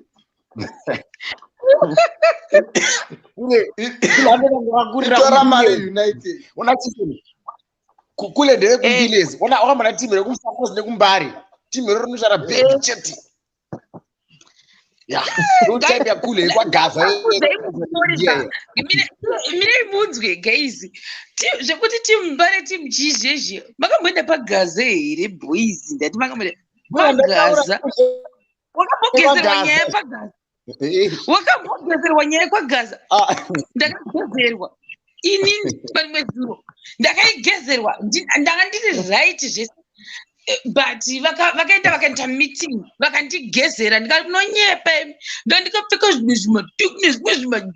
zvimatrickbottom ndakavhara kudai pamangwanacho pandakazodzokera vakandifunza ndiwani ndikandadzokera nyaya yangu svika ndiwazura here ndikati svika ndichina unotaurara ningi ndovandazobasirwa vakandigezera apa tisati tatadzirwa ndaifanira kuti chitanguse story time ndakaitongoitaura papa tatikamira chida chekupinza zvine zvimafilter wati chechiya saka taida kuchitenge ichocho saka takatobuda murodhi kutobuda takatomirira munhu wacho kuti auye patatiri dhiraivha mumwe akadhakwa guys achiita kufamba kudai so ndobva asvika akarova mota yangu chese chekumashure chechikabva ndakachema pauyu apapa ndaida kuita sestory time mari mezuro handina ndaita story time yaya that same day ndakapostaka masikati acho takaenda notoga gfp pagosi kwese kuno kwangu sina tisitombori takangomira katori 4 takangomira nhomba kwedu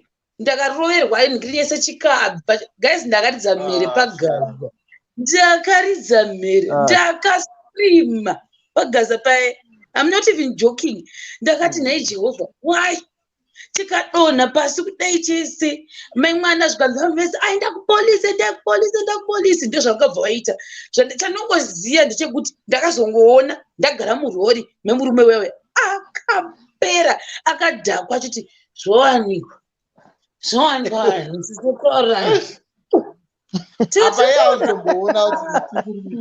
munhu wese pakazara panhu pepeme mwana ini ndatone confusion ndapinda muya ndanodhonza brother yangu wachi ndikapinda mukati mahande kwari kuenda ndokwandikuena handisi kuzomusiya guys panguva iyo I think handizii nomwana nda kutombodhomoka ndipo ndakati iwe haisati ambotoonana nechine uyu ndakukwechenurirwa takaita kuti kuti pasi ndikati unonyemba wangu iwewo munhu iwewoka kana tikuenda kumba kwenyu tikunovata ikoko ini ndatiwo third wife kana une vaviri kana une 1 ndatiwo second kwaupenda vakafunga ndikudzoka kamapesa apanda pazvaitika zveseka ndandiri 1 lady out of ameno varume vangani ndikati inazvi kukusiyeni pakada kumbobuda ndikanangomuti kwi isheti panguva indofunga yangoda vakandibaya nebanga ndaisazvinzwa because ndakaita confusion wesiso zvokunzi hanzi munhu akaita accident anotombotedza zuva tichikuitika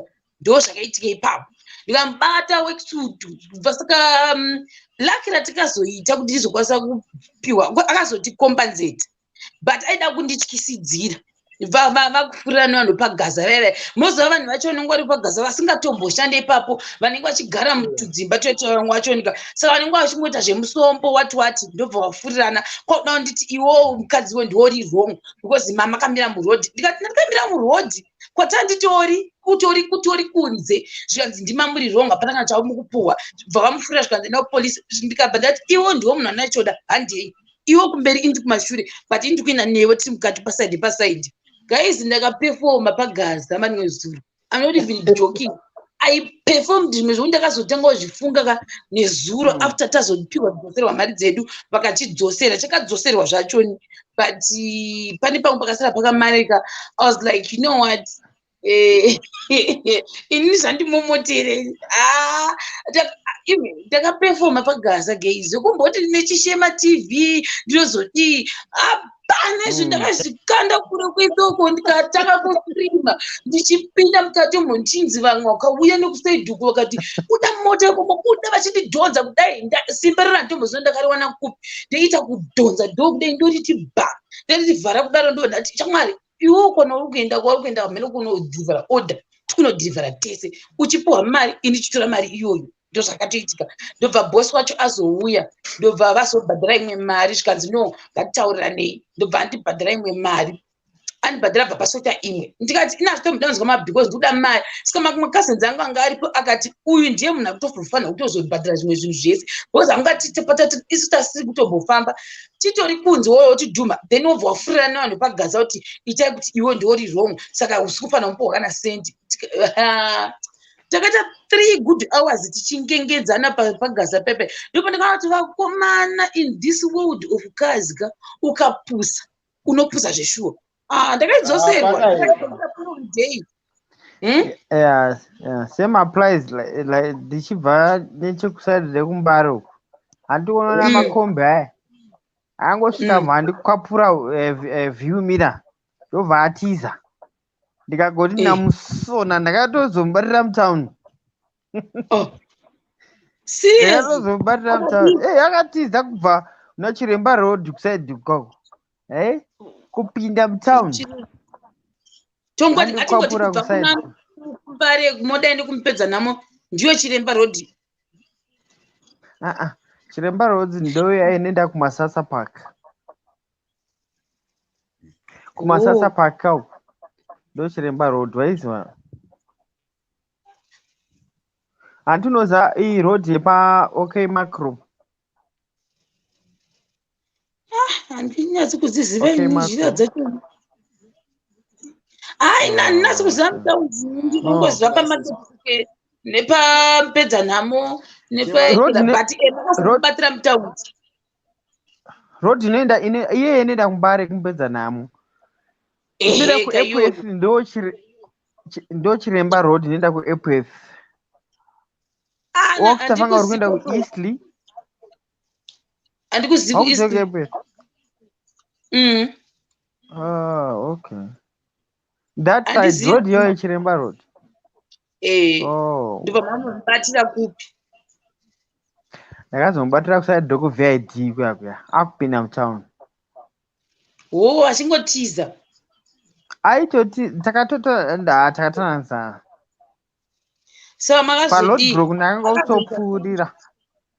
Ndakamubata ndakamugadzirisa ndega. Ndakamutunda. Kugadzirisa ndega. Kugadzirisa kuna kuti kurove. Makadii? Because zviro zvaka ukaona munhu anokudhuma wotiza ka. Anenge akazvitemba. Saka munhu iye ukatongomubata ive vatongopedzerana ipapo. Ndakatozomunzwira tsitsi ndikati amai chiregera ndogadzira ndega. Iwe ndapedza newe next time usazviite futi. Yeah. Vanhu vacho. Yeah, vane makombi avaiti.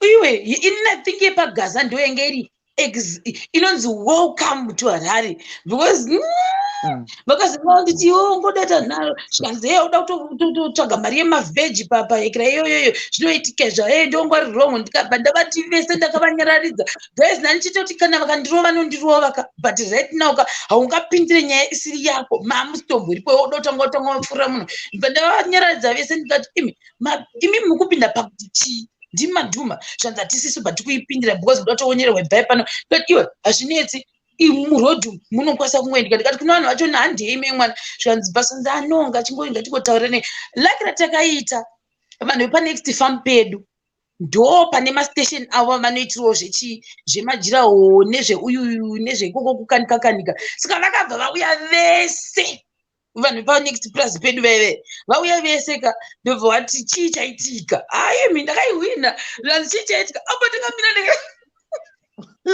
vakatambata zvikanzi aiwa imimi mese nyararai mapesa yanga dakundita ndati ane support apa ndakamira ndakati handisi kutombozotsukunuka ndobva ndava vati vese hamusi kupindira nyaya mukupindira pakuti chibhozi iwo ungati zvonini mota yangu yakutanga ichizengi wakutanga unotaura kuti hanzi ibva pano utori wrong ndokamudza kuti unondiudza zveurong iwe uri pabasa pako handinambokuudza kuti uri kupisira zviri wrong iwe ndiwoda undiudzira vavauya genga racho riyerese zvikanzi aiwa nyarara mese imimi saka one wachoni manje pakazoti vanoita zvokuti hanzi sekuru babashiro sekuru chichi vazoti ndo mwana wasekuru babashiro ndikati zvikanzi ndiwani ndikati ndini Sharon ndopakazoti no vapei mari yavo ndopandikazopuhwa otherwise vanga vasingadi kubudisa vanga vasingadi mpe mari yake Gasaland nempareka aufana kuenda wega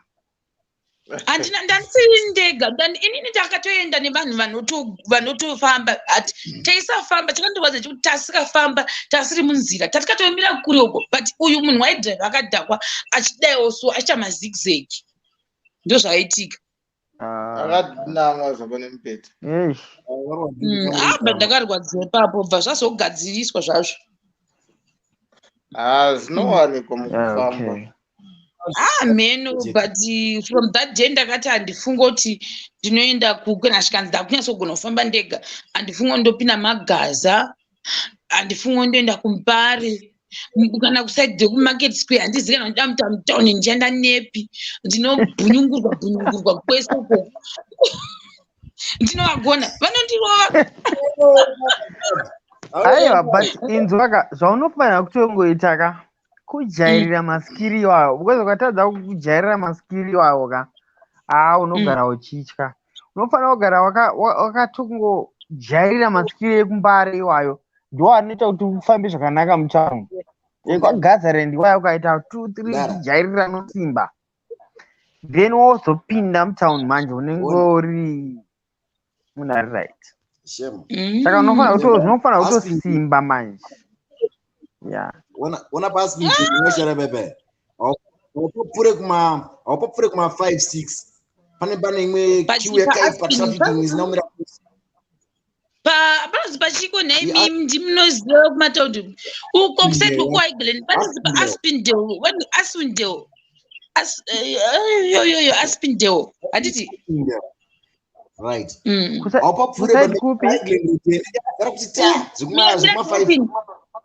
kusai andimoziva pahighland pane kuri pamashwede ndara pamarobhotsi emarimba police station marimba police station nekambuzuma pajoshua ngoma pakavakwa maimanja okay right Eaglesville okay exactly Zofin wakakuziva sei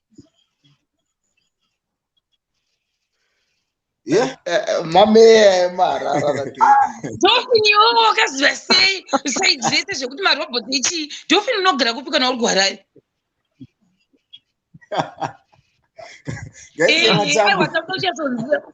asi une bhebhi kusaidi kuno mazivira unobvoita nerobhoti nerobhoti chomwari chero indoziva unobata nosati ndinatasa kubva papepeka kubva kwese nana DZ2 unobata kuna kwaboka handakwaziye tine pabudiro 5 pabudiro 1 pa5 tine pabudiro 1 pa5 iwo Dolphin wakurira kupi tine pabudiro 1 pa5 asi grave 3 unokuziva ndokuziva kwese kwekuya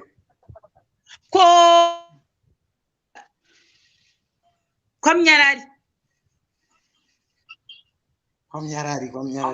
papacho pane rimwe rimwe bhawa so tichikura mina ndikuri explainere pane rimwe bhawa so tichikura isusuka painzi pamunyarari paiva nembiri but pakazovharwa nekuda kuti pane hamina zvenzi mapurisa pakaenda here vachida kunovharisa zvavaida kuvharisa vanhu bva vatanga kurova mapurisa one purisa bhaashaipa varavharwa ndopavainetsana girimo here girimo asi kumuziva but ndikuzvaipurisa akashaikira ipapo panopedza kunetsa glenville kwenyaya inzi girimo uko ikaratuka ichikora singaiti makarata anogona kuzikamwa mumafesi waitoapolistationa girimo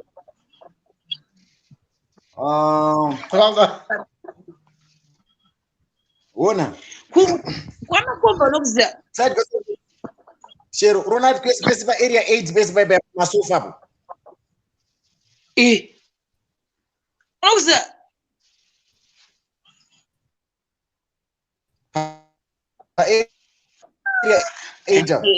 ndopaziya ndokuziya mina ndikudze inini nzvimbo dzandoziva ndoziva shoma mina ndikudze inini asi ndongoziva shoma ndoziva obvious kwandakakurira kuglenview 3 glenview 1 glenview 2 glenview 4 5 handizo kana iriko 6 handizive kana iriko 7 ndokuziva area 8 ndokuziva then glenora handinasi kuiziva ndingada kureva nemabhati ndongoziva kuti umu ndomuglenora but handinasi kuziva nezvamo then machipisa ndoizivirirawo mbichana pagaza ndakatobva paziva izvozvi ndasatoziva kuti kune nzvimbo inonzi gaza I didn't know obviously tona hai glen vanabudiro 1 2 3 4 5 ndokuziva uko kunonzi ipapa papick and pay ndakazopaziva izvozvi but ndokwatinoitira isusu shopping iko kwanda kwangwatagoaspinje mufakosa handinasi kuziva zvangu jipi but ndokuziva kuti inenge kusaidi uku kunenge uri kuleft uchibva nepapick and pay unoramba kokuzasi uku ndokune mufakosi dz ndokuziva ex wangu angariwo meko kwanditoziva manje kuti zvinzvimbo zvandopfuura zvonzi chii but ndoziva dz kangori kaarea yekakwako ndoziva ndopfuura nekuwadzana but handisi kuti kuwadzana ani then dz thats it uku upside uku ndozoziva kuruwa kwava neclassmate yangu ndo kwandoziva kozoti kunonzi kuchii futi kumwe kwandoziva chitungwiza ndokuzivawo maybe one place plus nekuvid zvega chero ona tega dovini angari munhu mangoma chero tega dovini angari munhu mangoma ndidya notera music mangoma ndidya mapasa tenda kumangoma tuzimbabwe atikere kwesikoirira ona kuti handakwanga mfungaende kweirire nini ini naino vanhu vakatowanda mwachitoimba vato vanhu vatange ndo vanhu vacho vanoimba muzimbabwe zvafanira kuti kandisataura hangu mazita ngachingopfuura zvakadaro chaitovaona chiimba tichikura chivatemapasapasatakura magitari iwe tabva kunzvimbo tabva kumaplaces tatobva kumaplaces taenda kumagitari nguai iwo ndopitenda magitari ndati inini ndandiri munhu mangoma ndo zvakaita ndizive nzvimbo dzakawanda ndaitere mapasapasa ndo zvaitieresa kunzvimbo dzakasiyana usataura mazita evanhu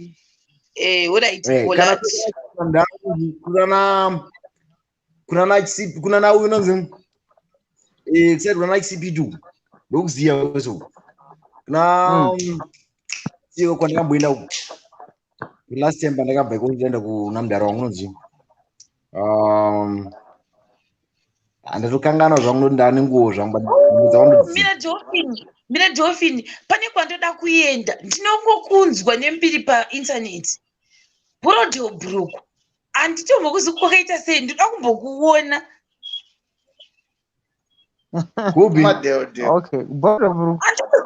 borodhobrook inzvimbo alright manimbokuexplainira kuti nzvimbo yakaita sei inzvimbo yakanaka borodhobrook inogarwa nevanhu vanenge vane mari yakawanda vaiva inzvimbo yakatonhorera yakanyatsonaka chaizvo handi nzvimbo dzakafanana naSouth Africa kuna naSenton area ndo zvakangoda kufanana neGorodobrook nzvimbo kwakanaka kuri right stereki. Indotora my wishes ndoda kuenda ndasvindako ndotorwa selfie ndakadai ndimusiyoenda pawizi ndaenda kuGorodobrook ndotonotinja even makeup ndinotoiswa makeup. Inini hangu inini dzimwe dzese mukafarira asi kumasasa kwandifadza. Kumasasa ndo masasa paki. Handikuzivi. Nenda nekuairport ndo kunonzi kuchi kuHatfield kunonzi kuchi. Ndonzira yekuEpworth inopfuura naMasasa Park. Serious. Ina ndizivi nzvimbo please. Kunoti unofana kumbotenderera Harare yese. Harare yakakura. Ndingotenderera kusvika ndongoti dyondo pane kwatakapfuura nako this week iyoyi ndofunga kasingarefi. Now I'm confused kuti ndiye inonzi kuti Mount Pleasant kuti ndipo kuti unoekera zvinonzani kuizita racho iri hausi kuzviitisa here atubari Pleasant ndokwava vakaenda kuti vest here handisi kutombo ndikazviitisa zvinobatsirei indotaura chokwadi. wakaenda kuinvesti kupi? kuSouth Africa nekuThailand. Wanoitira muno muZimbabwe. Ndosaka munonyotaika makabuda muno muZimbabwe rini? Ndakabuda hangu 2010 yacho ndichidzoka but I think handaikwanisa kuafforda kuenda kumaplaces acho kuti ndinomaona. Hanzi kune inonzi semi-levy village iripi? Kubhorodo ndokunofarira vanhu vese zve. Hamusati mamuenda kunonzi kuParaya here? Hamusati mamuenda kunonzi kuParaya here? Paraya chi iplace Paraya. Ndo nzvimbo ino maHararians ese munhu wese anozviti ane kambichana mupocket anoenda kuBhorodo osvika obhoenda muParaya nomunooneka zvinonwiwa nekudya kwakanaka.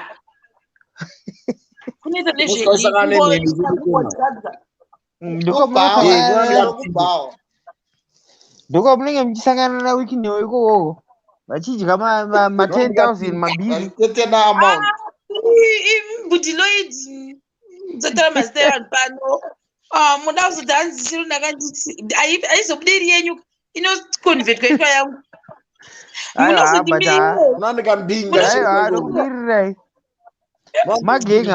magenga nokuzonyarara hazina basa. hanzi Paraya mashampopo ndokwawo ikoko ndokunoti munhu achipedza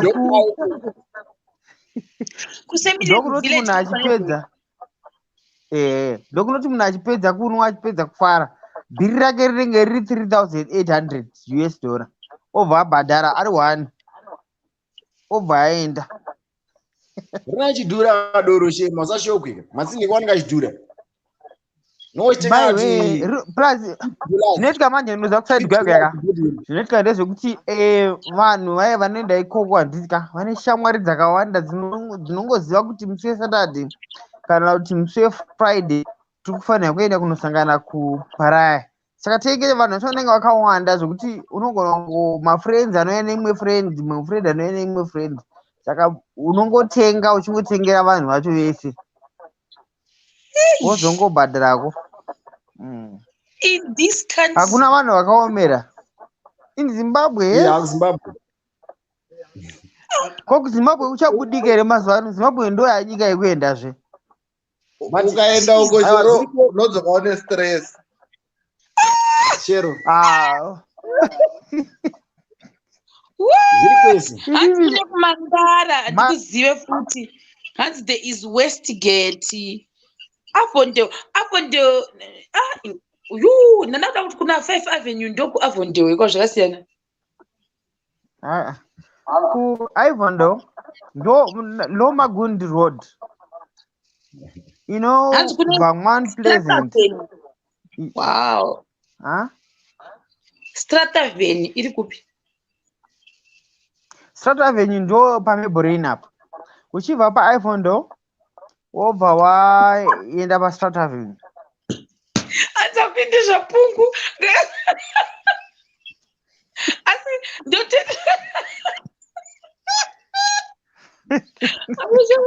asi ndinongoenda musi wacho wandinoenda ndofunga zvotongoonekwa kuti ava kana smart Shema smart hakuna smart yakanyanya. Unogona kuenda kwaro hako ma push racho rinenge riri push.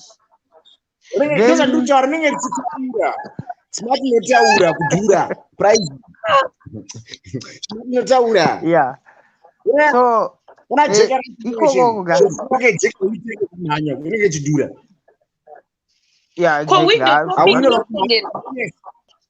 kuita window shopping yako kungoona kudai nemaziso kudai usingatarisiri vanhu. Ukaenda unoita window shopping unozobva ikoko wagumbuka. Why? Zvaunoona kaunovhosla ukaenda ikoko ka unofanira kungoenda uchiziva kuti pamwe una Lincoln ane link yake mungonogarawo 5 minutes movha mangoto zvamunenge muchitokoko movha madzokera kumba. Ukangoenda singodhara kada unoona unogumbuka because unoshamisika kuti maZimbabweans ari kudya mari kudai ndisingadye sei. Unogumbuka. I'm actually seeing myself. Ndaenda paegera pamunoreva ipapo paparaya pachoni ndongonogara tifuka chigubhu chemvura chechonzi $10 ndingasachema izvo 5 liters zviri 4 zvichizi $3 5 liters zviri 4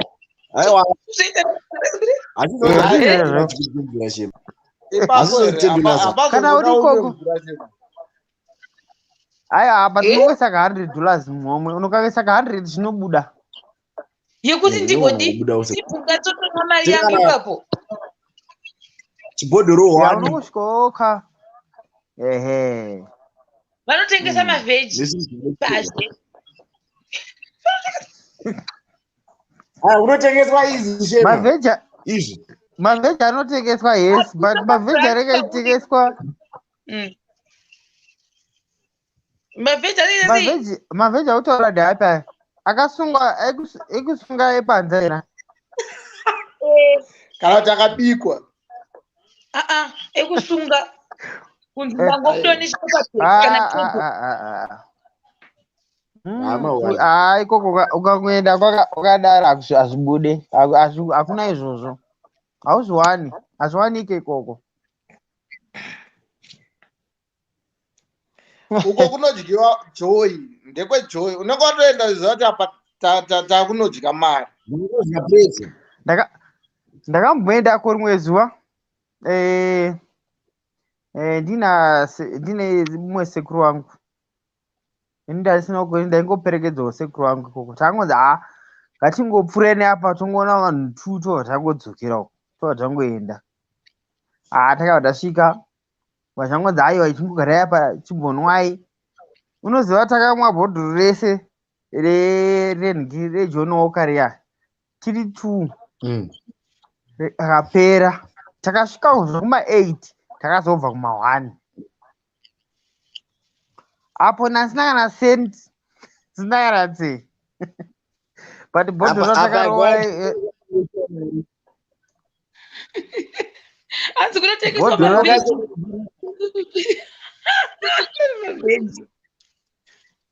mavheji akaita sei ndatorasika nyaya dzezvibhodhoro ndinoenda kurasika asi vanza aiwa ndanzwa chinhu chachiti guys mene ndamhanya ndashoka kuti ndinati guruguru saka ndamhanya kandichibuda ndanotarisa ndiwashi ndishiwashi guys nzvimbo dzamukutaura hadzisi kundityisa Inda. Ziri kuZimbabwe ikoko zvinotonakidza Zimbabwe. kuchisipiti ndokunenge kunovakwa dzimba dzemugomo. Dzimba dzemugomo dzinowanika kunana Glenlawn Glenlawn Borodale Brook zvichidaro ana Sherlock Brooks vachinodhana nana Dombo Shower. Then ana Shawasha makomo iwawo futi. But makombi achinyatsotosvika ikoko here kana kuti anenge achigumira munzira kana kuti vanhu vazhinji vanenge vachishandisa mota dzavo? Makombi anosvika because kune vanoshandisa futi makombi asi vanhu vazhinji vanoshandisa mota dzavo. Makombi ariko. Anzi Glenlawn. Ndatombodzitsvaga nzvimbo dzinasi paGoogle. Mwe musi zvachangoita. I'm thinking kuti mwe musi changobuda ndakananga kuti nhasi ndinomboenda kupi. Tongoinda nako kazengi kangu ndichitenderera ndoti this is Glenlawn. Ndine chingoti pandasvika ndotorwa selfie ndakabata muchiuno kudai. Ndopanga chingona kuti ava ndo vanonzi vatsa vetambo chaivo. Ungazotora picha ukarova chipisi. Into inonzi chipisi muGlenlawn. Makwikwi. Sure. The day you go the day you go kuBorodale batanidza neDombo Shower. Wopatidza nepadhuze. Yeah, Dombo Shower neBorodale unongo yakabatanidzwa inonzi Heathcliff yaya. Wobva wapinda muDombo Shower. Then uchizotenderera muDombo Shower unobva wadzoka wopinda munonzi muSherlock Brooks. Wobva wapinda muBorodale Brook. Wopinda munana Glenlawn Chishawasha area. Apa window shopping. Inongonzi window shopping of the houses and the places. Then you got every station yandasvika. They make sure they take a video. They say, hi guys, so today I'm in Borodale Brook. Hi. Full stop. Next place. Nas ndiri kuno kuGlenlawn kwakanaka veduwe. Mhepo yekuGlenlawn yakasiyana nemhepo yekwedu. True. I'm still not unoona urwa nepfuti unoone masoja anenge ari mugumtree kwanenge akwira mitu.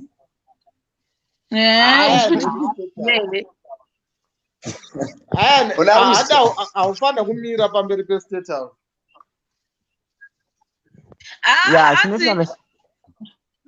Chinotikanda chekuti kana uchifamba maareas akafanana newayo vanhu vacho vazhinji vanogara ikoko vane magadzi avo sure. Ende kune inonzi neighborhood watch yaya inofamba ichitenderera ichitarisa vanhu kuti ava vari kuziva kwavari kuenda here kana kuti havasi kuziva kwavari kuenda. Zvekuti vanogona kukumisa vachikubvunza kuti ko iwe uri kuenda kupi. Saka unongofamba une confidence.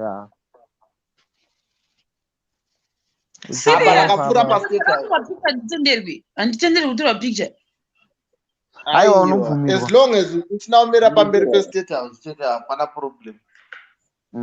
KuState House iri kupinda papi neBorodale Brook zvipere nepedere. State House iyo iri apo. State House ndikuiziva. Ndikoko kune dzimba hombe ikoko.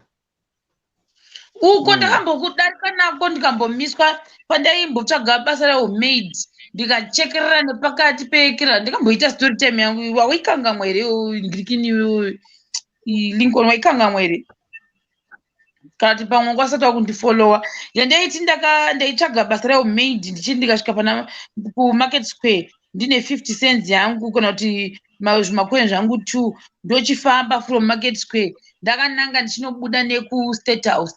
Ndasazonde paState House ndikamiswa ndikazobva ndikabuda mheno kwandaingoenda ndichitsvaga ndokumbira basa rehomemaid. Ameno pameno yanyora kuti hanzi kuBorodale Brook haupindi kana usina hama zveshuwa pane gedhi rekuti upinde mukati. Unofana kutaura nhamba. Kana uchida kupinda muBorodale Brook pane boom gate. Panoti kana uchisvika ipapo pane supermarket iri padhuze negedhi. It's either uri kuenda pasupermarket kana kuti uchazopinda muresidential. Kana uchipinda muresidential unofanira kunge uine tag. Mire guys. Pandishamisa guys panapa. Wait a second. Forgive me. See, Emma, I'm not saying what is wrong. I think in him that is something else. Iye pambare inonzi chiya ichi chakanyo uchinenzi ndeche news what chonzi chisacho. Is it BC? Ukaenda nayo road iyo inotosvika paZBC TV. All right, yes. ZBC TV ndo ine yataiti radio 3 kudhara yainakidza sirekini ndo wairi koko Highlands. Then kumbare kuside kumbare ndo kune radio 2 zve. Yesu. So zvakawanda kubva ndichizvarwa kusvika izvozvi ndekuvatwa news read by vanoverengera pambara apa hapasi pavanoverengera ndo vanoverenga dzeshona nechindeveri kapo pambara patv zvechirungurungu aiwa paradio. Then TV ndo iri kwaHighlands. TV ndo iri kwaHighlands. It's something chandadzanasikautotibvunzwa nawo kuti maizviziva here kuti news dzeZBC yanzi havatorwi up paegera ipo paya vanoitotorerwawo kumwoko tasingazivini. Vanozvigara-gara vanokuti TV vanozvigara-gara uzive here mapresentati vanozvigara-gara. Izvozvo kuzogaira ndizozive. Ndidi kutaura zvinhu zvisiri iwewo dolphin kana uri ikokoko uzombonzi wakati gaira anenge andidokadero ndini.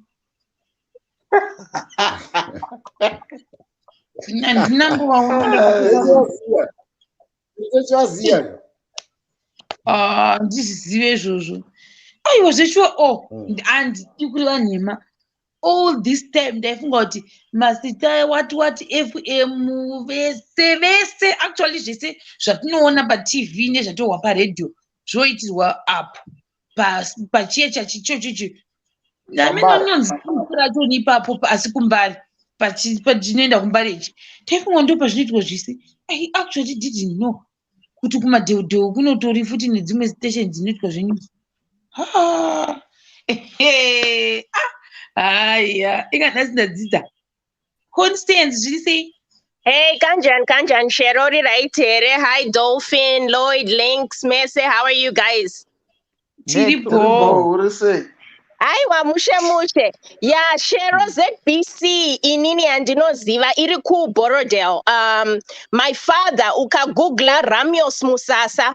He is very well known for dramas. He was the head of the TV department in Zimbabwe ku ZBC TV. So that's how I know kuti kune iri koko. But I've been away from Zim since 2001, so I don't know kuti zvachinja here, but everything ukaenda neroad yekwapresident iyo ukaenda straight ukanopfuura Hellenic Primary School iri kuleft ukaramba uchienda on the right you'll see ZBC TV right there in Borodale. Wow, thanks. That was short and precise and very educative. Jesus. Also, it's phone number yako ndotaura newe kuseri in reference to some things I had talked to my father about kana uchida. What I meant on plus 26787872285. Your number dzangu idzi. Okay, kana maybe pamwe mamusina kudziona. No, kazhinji kacho I'm in the USA, so sometimes paunenge uchita live nenge ndichisenza. So right now it's 2:50 where I am, saka, hey? Yeah, ndiri pa break kangu, saka I was just watching and enjoying. All right. Matoita basa ndandiri kutodzidza ndozoti nyaya twedevo ndikuto techizofamba nekuzotaurika mukombi kuti vanotoverenga news vari ipapa Kana uchida more details, unogona kutaura nasekuru vangu Benson Masawi. He's really my relative. We are related na sekuru Benson. So ndisekuru vangu, you can talk to him. He'll tell you everything. But Benson,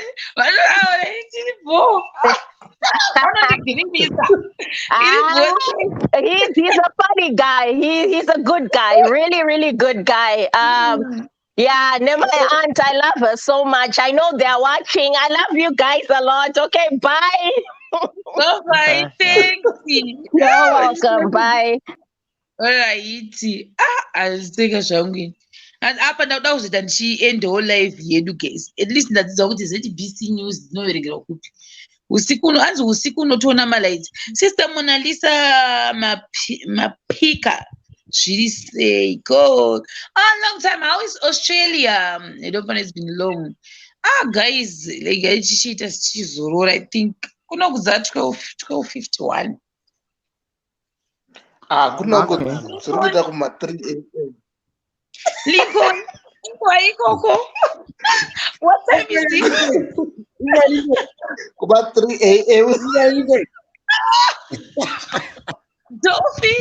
Dolphin ku Pretoria, what time is it?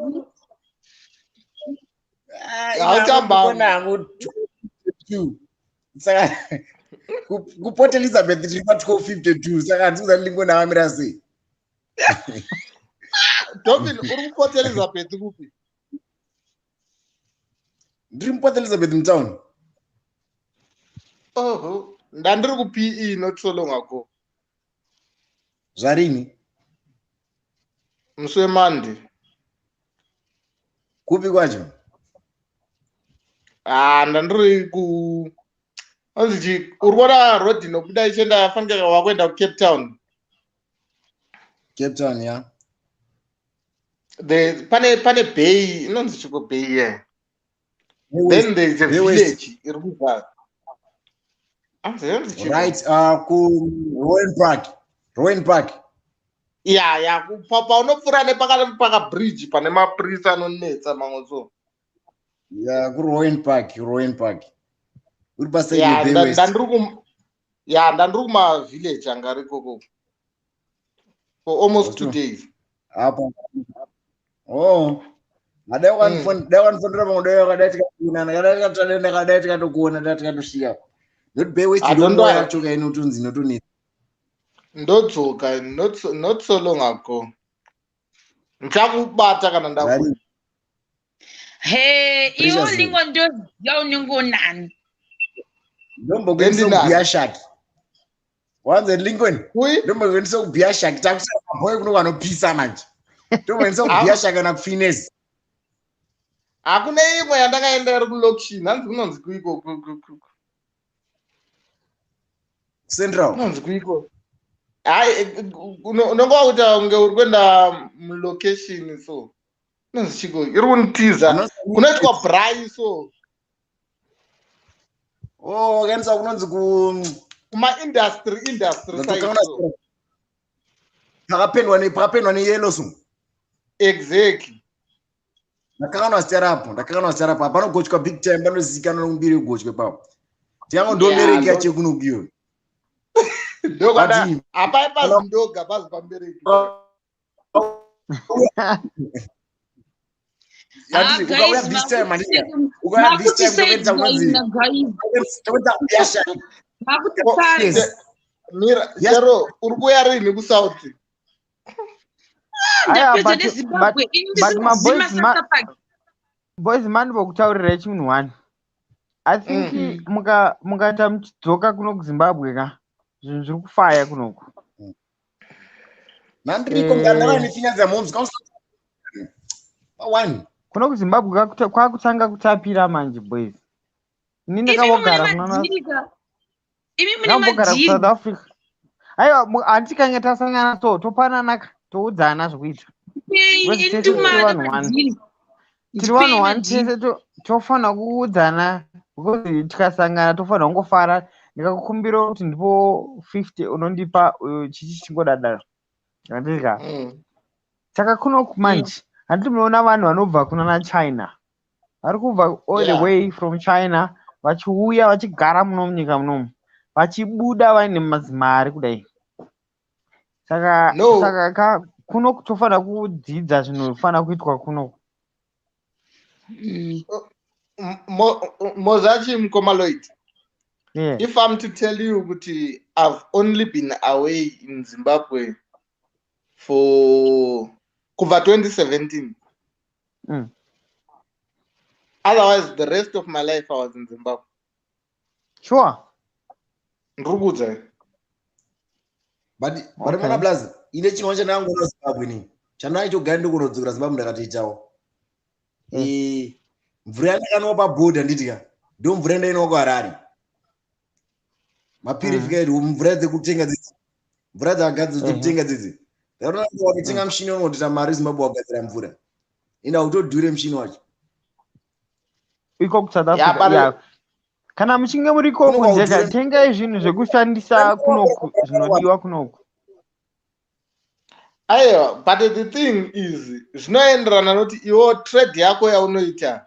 Do you have a plan to sustain it that side? Or you don't have? Mukona zvinoitika handiri kuona Shero anga ari kuItaly abva adzoka. Masikati here pana chiteerera achitaura kuti hei akarenovheta imba yakazodii anga ari kuItaly anga asina kuirenovheta imba iyi. But akauya akagara akafesana nenyaya yacho akabva azviita. Saka taurawo. Handisi kuramba izvozvo, but at times you weigh options. Like if you look at me, inini I'm considering taking this side. And it's handizvozvo. Like unenge uchiweigha ma-options uchiona kuti okay, inini my trade and what I do, I can do it this side. Like Zimbabwe, it's more like of an entrepreneurial country now, of which yakarerekera ku informal sector a lot. So you need to be connected. But anyway, to cut this short, South Africa and Zimbabwe it's one country. Unogona kungogara ku South Africa uchishanda muZimbabwe, wogona kugara muZimbabwe uchishanda ku South Africa. Zvese zvinogoita. Yeah, but it depends on kuti family yako yakazara kusaidi kupi, handiti? That's why ndati South Africa and Zimbabwe ndinoona senyika one. Ndongofunga kuti pamwe kunoku ndiko kumusha kwacho, ku South Africa ndiko kutown. Kana kuti ku Zimbabwe ndiko kutown, ku South Africa ndiko kumusha. Saka unogona kuti what two. Unoswera wazviziva zvafamba. Nyika dzedu dziri bho, dzakabatana zviri bho. Yeah, but tambotanda guys. They got 2 hours 18 minutes. Chimira ingosvika pa3 yapo. Okay. Pachi? Lincoln asorara. Lincoln asimusikana hapo wani. Lincoln iwe bibira kuri kumazwani. Anogara uPE. Ndio saka kaukuda. Jerry, my brother Jeremiah Tapamba, what do you say? How is Korea? Zimbabwe kumba todzoka touya. But Lincoln, kuri Zimbabwe. Kuri kupisa Zimbabwe Lincoln. Kuri kupisa. Mira Dolphin. Iwe kuti andizoni ku Zimbabwe kuri kupisa, uri kuzvinzwa sei kuri kupisa iwe ku South Africa? Andakabva Zimbabwe risi, andikutoenda apa Zimbabwe na January. Yo Dolphin ga unoti confused. Wambo uchiti ku Zimbabwe fire ndakazokuda pari ndiboka nakidza nyamboiti. No wakuti kuri kupisa.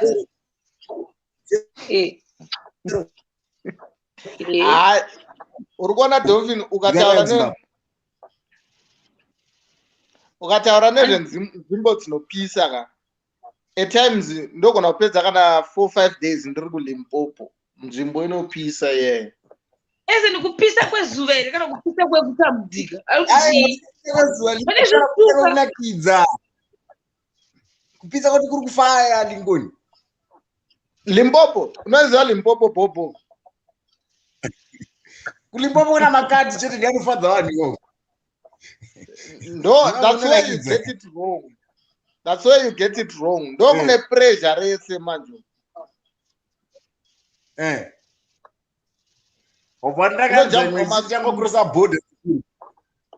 changokurosa border tikasvika kwamune inonzi mute iyayi saka tikazopaka pane patakapaka so mota ngene yaidhonza border momzika nemota ngene vanhu tikahaya sprinter patakapaka paitaibhawa pairwa nziyo dzechivhendavhenda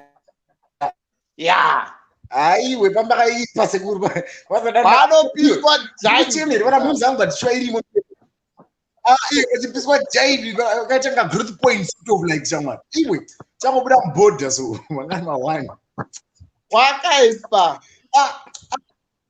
aiwa but nangu ndakanakirwa okay guys I think time dziribo tatozoonana next time atoonana mangwana so bye bye okay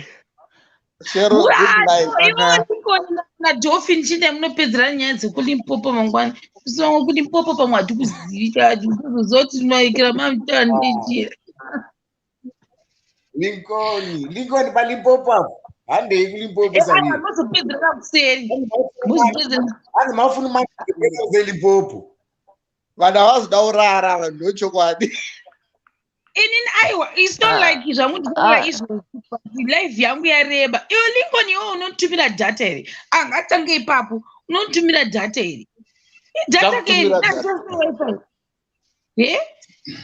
chakutumira data awe nishamwari ndinozobatika unowadisapia ndenge disapia ndaenda upi ione namba dzangu unogona kundifonera anytime ndichikumbira ina handidini ndichikukumbira airtime bodo babai notengesa kuShoprite Lincoln unogona kuShoprite ubva ngomutumira zvipera handichaita saizvo ndomutumira pafoni